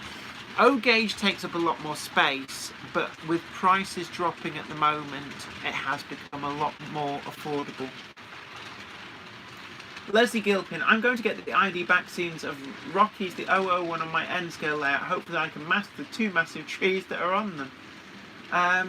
Yeah, they look. I'm going to have to check them out. They do look really good. And Jamie Smith says, I've smashed the likes. Oh, brilliant, grand. Don't forget everybody else. If you haven't already done so, hit the like button. If you have hit the like button, don't hit it again. Because what actually happens is it takes your like back off. It's like, oh, you didn't want to like it. We will take that off. So just keeping you in the know. Rob's Trains. YouTube has not followed the Coppa law properly as they're only giving you 2 choices, but it clearly states there is a family option that would be treated the same as the adult content. Interesting. Didn't know that. John Equay Production, you love this channel, no problem for you. Language French, my English is also very bad. Good night. Bonjour, bonjour. Bien soir, bonsoir. No, bonsoir. That was it. Is it? Good evening, bonsoir. This is school French coming out here. I last did any French in 97. 97? No, 95. So, ma français, c'est ne bon pas. Is it Bolton Model Railway Club? Good evening, Jenny, from all at the club. Good evening to you. It's great to have you in. Not heard from you in a while, so it's great to see you on. Are you all kind of like grouped around a monitor watching me, or am I on in the background whilst you're modelling? I know you're doing something for the Lord Mayor.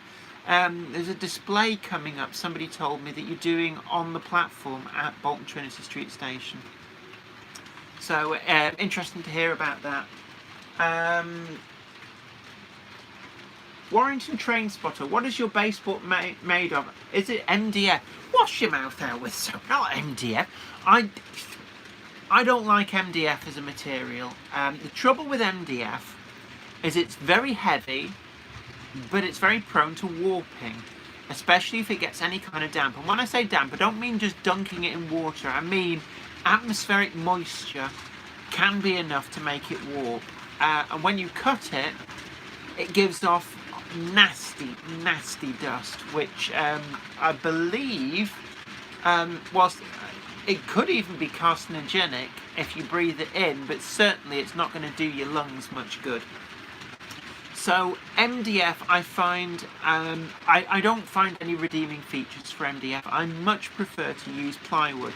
I find it a lot lighter, a lot easier to use, and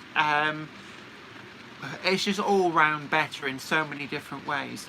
My personal favourite is 6mm ply. I like the really thin stuff. It really does keep the weight down. But in all honesty, 9mm ply most people find is better for a variety of reasons, but weight is always in the back of my mind, so I tend to try and stick to the 6mm ply. Once you go above 12mm ply, I personally, certainly for baseboards, you're wasting your time getting thicker and thicker, because all you're doing is adding weight. You don't need the extra strength that comes with it. You're just creating a lot of dead weight. Huntsheath Model Railway, Jumble Lane Printing do fantastic bespoke back scenes. Check them out. Oh, excellent. Brian Mozzer, we do TT 3mm plates to order. Yeah, there's a lot of small suppliers will support 3mm, but in terms of mainstream commercial ready to run, like locomotives, rolling stock, you're going to be very, very limited. John Equay Production, PS, bonsoir. Right, yeah. I do apologise for my really bad French. It's been so, I've not spoken it since about 95. Mark Singleton, sorry, there's a comment before, I'll just quickly read before it goes off the top. Bob Peterson, I'm modelling in the ON 30 scale and I'm a fan of Backwoods Miniatures. Grand.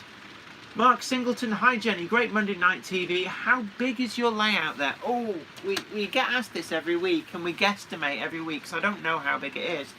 It's about 14, maybe 16 feet that way, and maybe 18 to 20 feet that way. It is across 3 levels. 2 levels of scenic, so this here right next to me, that's the upper level, and then further down over there you'll see the middle level, which is what most of it is on, and then over here going down the incline, which is just actually off camera, goes down to hidden non-scenic fiddle yard. Bolton Model Railway Club, oh actually John Wilkes says it is a carcinogen. Carcinogenic, yeah, MDF, I'll be honest, there's just nothing good going for it. Bolton Model Railway Club, you're on in the background, and yes, you're right, we have built a winter layout for the Bolton Mayor's Christmas Fair, which is this Saturday the 7th. Oh, grand. I feel honoured. I've got to be careful, I've got to watch my potty mouth now. I would watch it anyway, family-friendly content and all that, but yeah, it's grand. I'm there in the background, this sort of ethereal voice at the Bolton Model Railway Club. So a big hello to the Bolton Model Railway Club. If I say that really loud, everybody will look up and go, oh, did somebody mention us? Andy 1962, never use MDF for a shed or garage layout, made that very costly mistake some years ago. The warping was a nightmare. Yeah, and as I said before, even condensation is enough to make MDF warp. It's just looking for an excuse to warp. Blind Paul, ply is also stronger. Yeah, much, much stronger. MDF is like glorified cardboard in many ways. Common Road Junction, how are we all? We're all pretty good, actually. I'm pretty good. How's everybody else? It's always great to see you all, actually. James Carroll, Jenny, I was only kidding about the broken mug. Your Jenny Monday Club mug, I keep him in my ON3 layout room. Oh, brilliant. And that's right, everybody. Don't forget that you can get your, I'm going to say merchandise, but actually merchandise just extends to the mug at the moment. But also remember, my books are still available in all good bookshops, and some really terrible ones too. I make that joke every time. But the best place to buy my books is All Mouse Media, all one word, and that's mouse as in squeak squeak. .com, and if you go through there you can pick up copies of some of my books. Really great. Secret Santas are coming up, wink wink. Carter Small says 9mm plywood is perfect for baseballs. Yeah, I think 9mm for most people is the perfect one, but I tend to go for 6mm because I'm always, for whatever reason, trying to keep the weight down, especially with exhibition layouts. I build mine out of 6mm ply, and I never showed you my display layout when you were here, but Grove Street Yard is actually so light one person can pick the entire scenic section up under one arm and still have the other arm free to open doors and stuff. So you can really make a model railway very strong but also very light using thin plywood. John Nutman, not at club tonight as my dad's car working, but hope to go Wednesday. Grand. Common Road Junction, I've used MDF for mine. MDF can work, but you've just got to be very much aware of its limitations. Winstanton Junction, I use 9mm MDF. Interesting. A lot of people do use MDF, but be advised of some of the issues that can arise and mitigate for them. Leslie Gilpin, I made the mistake of using MDF, painted in the shed, not too much warping, but the support 2x1 wood actually warped more. Interesting. Common Road Junction, I'm not at club either, though I thought I'd have a nice night in. Always good sometimes to have a nice night out in. I'm having a nice night in with you guys, and it's great to have you along. Welcoming you up to Weir Yard in the loft. I've got some trains going round. I hope the sound isn't drowning it out. That's not on a sound one. Some of these locomotives are actually sound chipped, but one of the things that I find is that actually, where have you gone?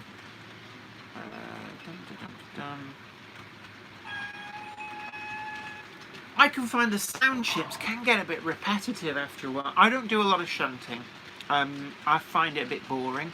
So I tend to just leave trains running. After a while, the constant drone of a diesel or chuffing of a steam locomotive can get a bit samey. So I found that actually sound chips. I thought sound chips were the deal clincher for me that made me invest in DCC. They were kind of the game changer for me. But actually, when I've gone fully DCC, I found that a lot of the other DCC functions are more useful than the sound. You know, sounds nice in moderation, but I don't go out of my way to sound fit all my locos, just sort of a representation. Common Road Junction, how long have you been on for? We started at 7, so about 2 hours. Donald Thompson, if building in a moist atmosphere, use tannalized timber for your framework. Very much so. Common Road Junction, so it's plywood that's the best for basements. Yeah, I'd say plywood is good. It's very strong for its volume. It's very plentiful, easy to get hold of. It's quite easy to work with as well, so all around plywood's pretty good. Rob Farrell says, hi Jenny, my layout is 90% chipboard but not good when stored in the shed to moisture. I'm planning to rebuild Shedley wood in the new year with plywood. MDF is a no-no and found it the hard way. Yeah, my very first layout that I built myself was MDF, and I fell into all the pitfalls, and it warped. Not massively badly, but enough to show me that MDF wasn't necessarily the best option. It was incredibly heavy, but that flexed a lot.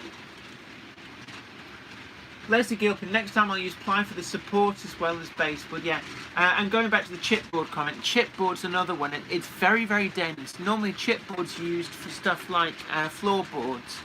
Very dense, very strong. Quite a rough finish usually on the surface, so that can make track laying a little bit iffy at times. But again, can be prone to warping if not properly supported. LNER 1946, hi all, I use 12 milli ply. Yeah, 12 milli ply is pretty good as well. Can be a bit of weight involved there with that. It's fine if it's a permanent layout, but for a layout that you're going to transport, I do recommend 9 or even 6 milli ply. Fat Wallet Boy 2, so with 6 mil and 9 mil ply, I take it track is glued down, not pinned. No, you can pin.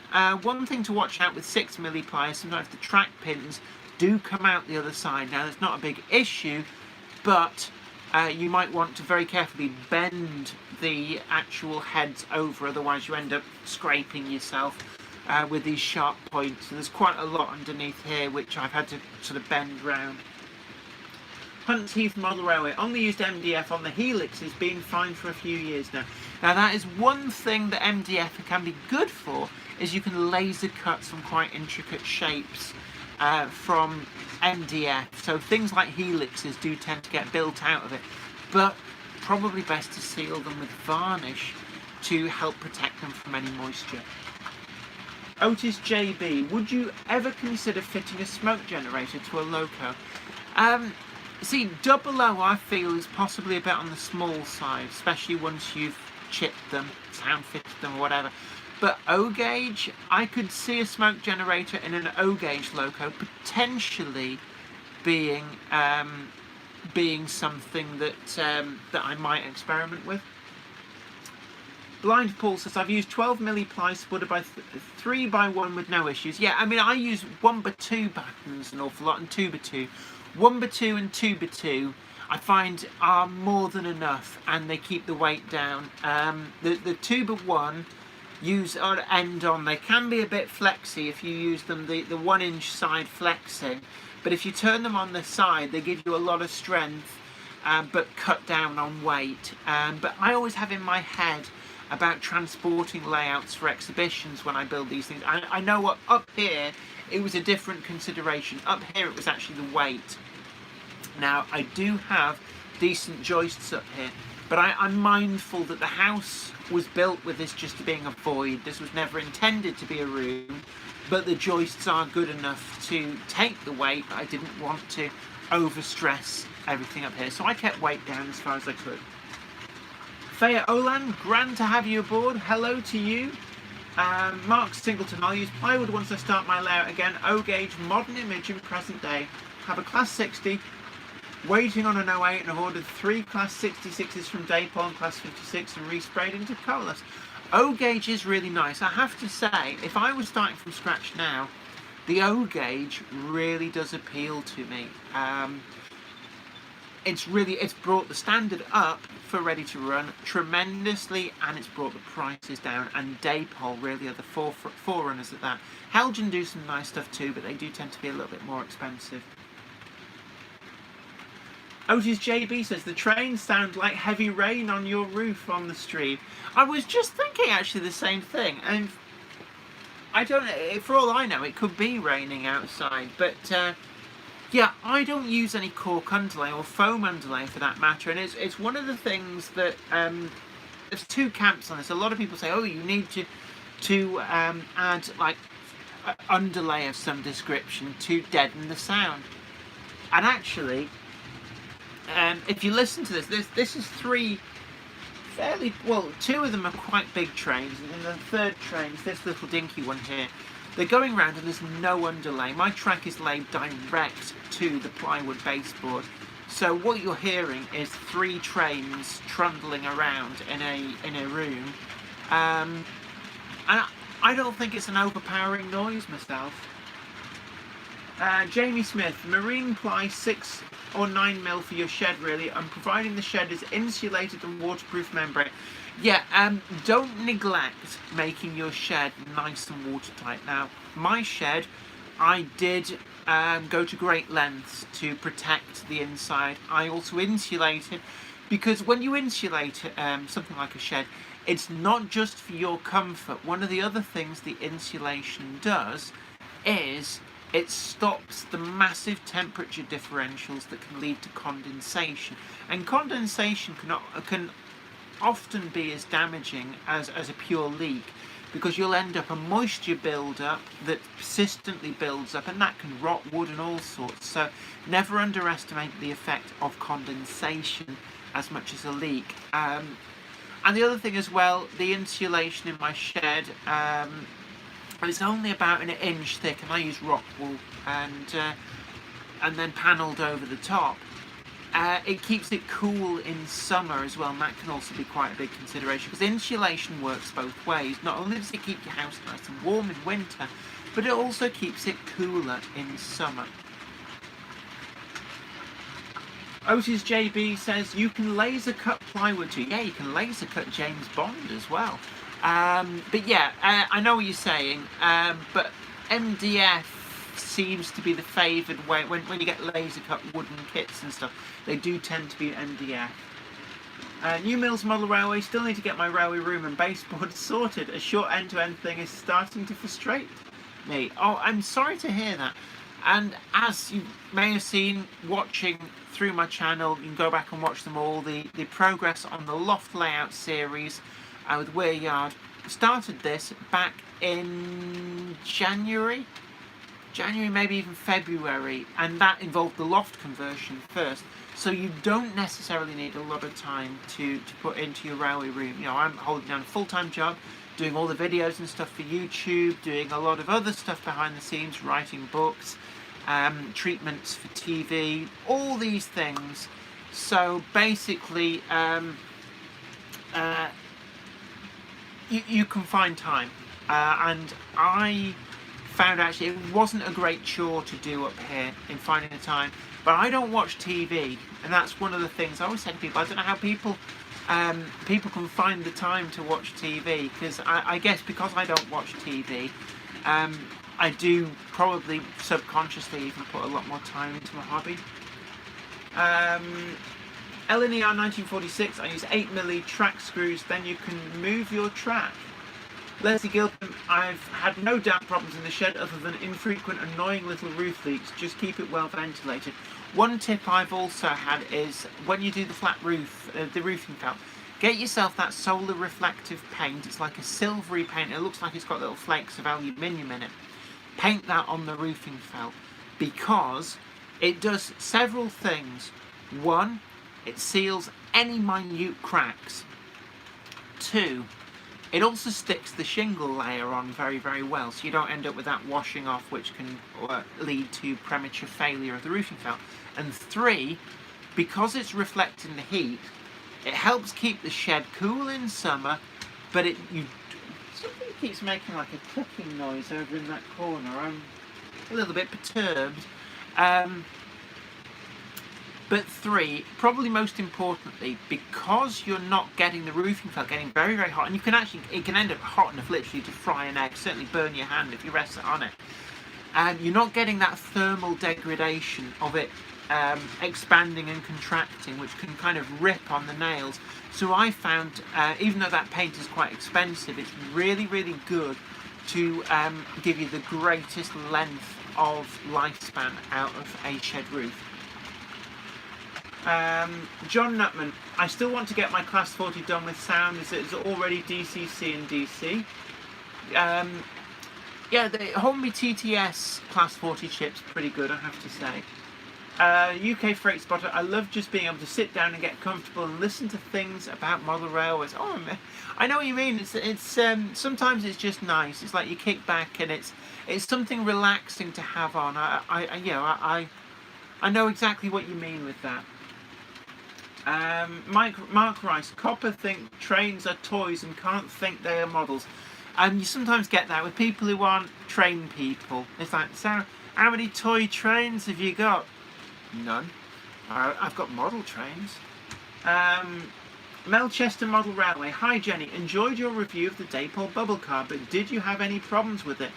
Sam's trains had to cut part of the bogie to get it to work on curves. Now I suspect his curves are too tight. I've not had any problems with the Class 122. It goes round the curves up here just fine. In terms of tightness of curves, I'm guessing the tightest curve I've got, it couldn't go round but for a different reason, and that's because the clearance on its overhang meant it hit the back seam. But I didn't have any other problems with it. I guess it does. I can't remember whether it said radius 3 or radius 2 was minimum curvature on the box. But no, I didn't have any problems whatsoever. But the curves on like the main bulk of the layout up here are, in the grand scheme of things, quite gentle. So I just guess his curves are far too tight. I have seen his model rail. He sort of lays it out on the floor a little bit in places. That's what it looks like in some of his videos. He does have a scenic bit, I have seen that. But yeah, I think he's using set track, and it's probably radius 1. Matt N. Hello, been watching for years. I grew up in Bolton. Live currently in Oswald Whistle. Keep up the great videos. Thank you very much. Matt N. Hello, been watching for... Oh, I've just read that one out. Common Road Junction. When are you on till? And generally, 10 o'clock's the maximum cut-off point. 3 hours is the most I do, but certainly tonight we might be ending a little bit sooner, but just because I'm absolutely shattered. I chopped some wood earlier on, and I've just been so busy. I've already walked 4.5 miles today to do various things, so I am flagging, so I may well end up cutting it short in about 20 minutes or so. But don't worry, I'll give you warning. Warrington Train Spotter. It's a lovely noise listening to your trains run around. I will sort out my new layout after Christmas. I miss mine. Oh, thank you very much. I'm always worried that the sound of the trains is going to drown out the actual audio. Oh, chuff chuff. But you guys say it's alright, so actually it's quite nice to have that relaxing sound of trains. I sometimes come up here and have the trains on, and I will have 20 minutes of what I call train time to unwind. And what I do is I sit in the middle and read a book and have the trains going around, and they're almost like a white noise generator. I find it very relaxing. Ian Ryan, evening from Peter Lee. Winter is coming, isn't it just? We've had a couple of really hard frosts here already. Common Road Junction. My railway room just needs patching up. That's going to take a while. John Nutman, Jenny, would you build a scratch-built O-gauge loco if you had a chance? It wouldn't be my first love, I have to say. Scratch building anything is not for me. It's why, and I'll reach back and grab it. this kit, the notorious Craftsman kit of the engine shed. Now, a lot of people were very kind afterwards and said, you actually not done too bad a job. And yeah, because I like to think I'm reasonable with the weathering, and actually painting and weathering does cover a multitude of sins, but I hated every second of building this kit. The reason why? Craftsman kit. As it turned out, you basically get the bare materials, like literally flat pieces of plastic you had to cut everything out of that was, it had embossed with the brick, but you were cutting stuff out, and it was, I hate scratch building buildings, really do hate, and this kit was only like one step up from scratch building. So locomotives and rolling stock, I would probably tend to pass on that. It's not something that I could see myself enjoying doing, if that makes sense. But, horses for courses, there's things in railway modelling that you enjoy and things that you don't enjoy, and I'm always a big advocate that, if you really don't enjoy doing something, find ways of avoiding it. The hobby, after all, is supposed to be fun, so do the things that are fun and avoid the things that are not fun.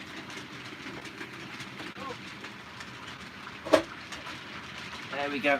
I don't glue that down because it sits quite neatly on the ground and it gives you good access underneath.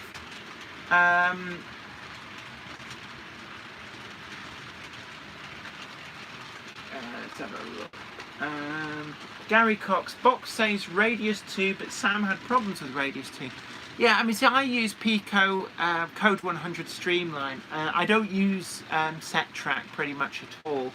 So I didn't have any problems. In fact, is it knocking about? Where is it? Where have I put it?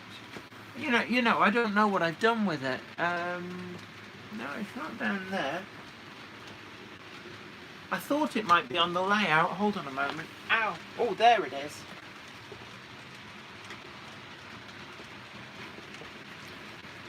So, in terms of going round curves, I don't see any problems. I don't know whether you can see that.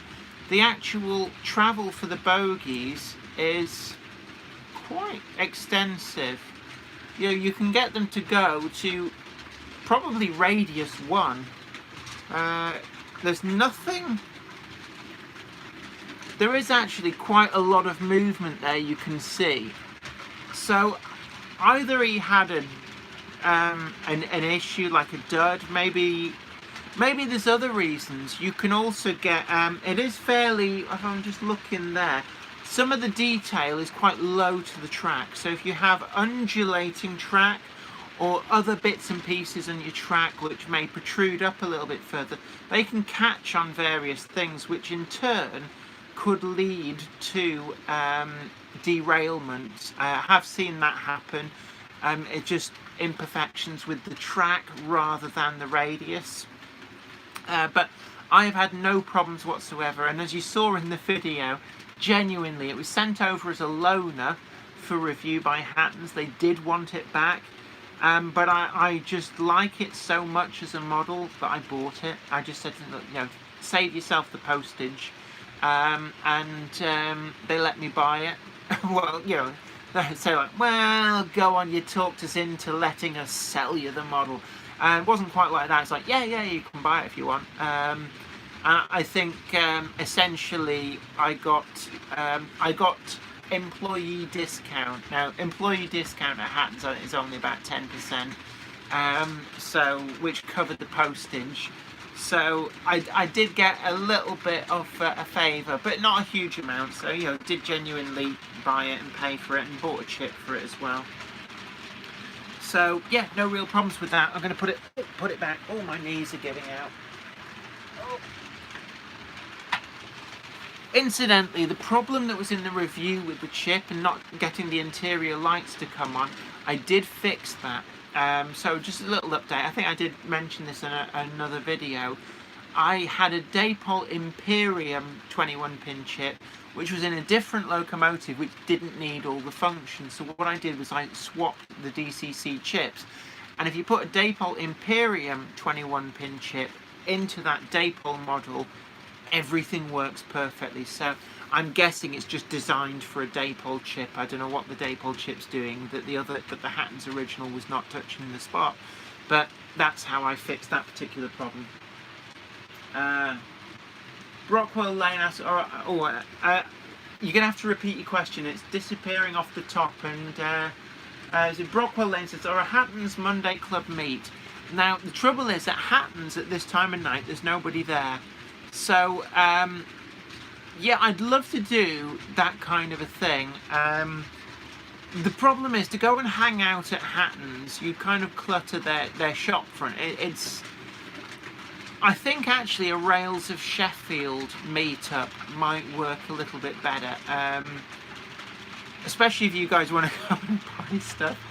We can probably work stuff out, but definitely I think we need to sort out a meetup. We've done the one at the East Lancs Railway, and only a couple of you came, and you were very camera shy. But I say that with venom, like, how dare you leave me on a rainy platform. But no, maybe we can work something out at Rails. It'd probably be the new year. Hatton's is there's not much to do there apart from buy model railways, but they're not really geared up to have you just kind of hang out there. Let's have a look. Andy 1962. Sam's trains also seem to have an issue with speed of model. Claimed it was very slow, then after 5 minutes speeded up a bit. Your one seemed fine, Jenny. Imperium 6 times function chip. Yeah, I did put an Imperium in it, but mine worked fine on DC as well. So I can only conclude that he's either got issues with his track, or it actually sounds like there may have been an issue with the model. Now, he did the rail track one. I'm guessing he got a loaner as well from Hatton's, and there was myself, Sam's Trains and New Junction all got loaned ones. I know that much. Yeah, basically it sounds to me like he may have had one with an issue, but I don't want to swear on that. I know people from Dapol also watch and go, how dare you accuse our locomotive of having a problem. Mine has been exemplary, really, really pleased, which is why I bought it. If I'd have had a problem with the Class 122, then I wouldn't have bought it. Let's have a look.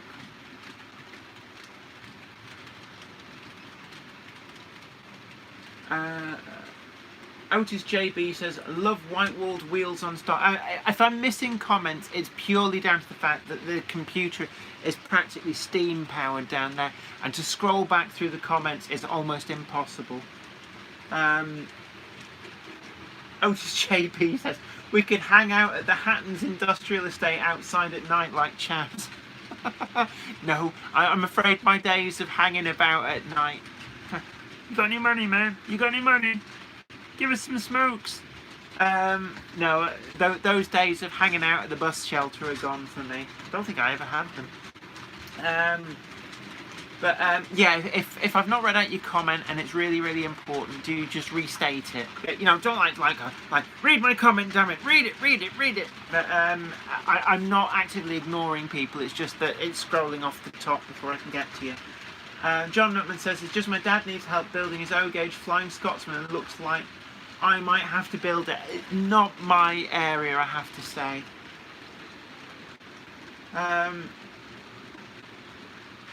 Goulburn South Station. I built the semi-detached house craftsman kit.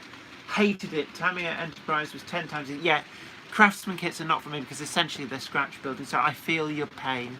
And if you watch that review on that kit that I did build it. You see it there. That's all my work, but I hated every second of it. Otis JB, get some spray paint and do some graffiti and hoodies. Ain't Halloween, mate. Ain't Halloween, bruv. Sean Millard, what about York Railway Museum meetup? Now that actually could be quite a good idea. They've got an executive suite. So, yeah, we'll have a think about that actually. Let's have a think about it. Leslie Gilpin, give enough time to plan ahead, I'd come to Granada land for a weekend meet. Creeping Jane says plenty of pubs by rails, none near Hatton's as far as I know. Yeah, Hatton's is an out of town industrial estate. It's really easy to get to by car, but there's not really much going on around it. Rob's Trains. Unfortunately, Daypol has changed its wiring, which is why people have issues with the lighting working properly. As you have rightly found out, at present it seems only the Daypol Imperium works properly. Yeah, I was very lucky in that I had some Daypol Imperium chips that were in locomotives that didn't need all those functions. So I was able to solve the problem without any expense simply by swapping those chips around. But I can imagine that some people might get disappointed otherwise, so it's one to look out for. Ian Ryan says, what you got against steam power anyhow? Nothing at all. In fact, most of my collection, I've noticed, is steam locomotives. In fact... Oh, ow. Let me turn the light. I'm still here, just bear with me.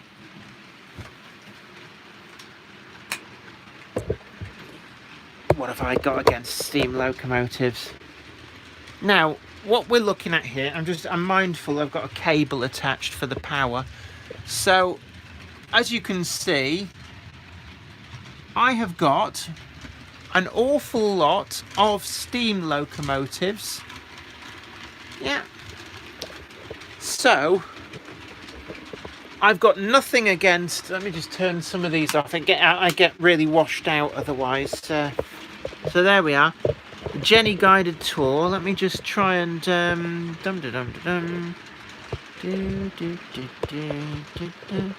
Right, stay right there.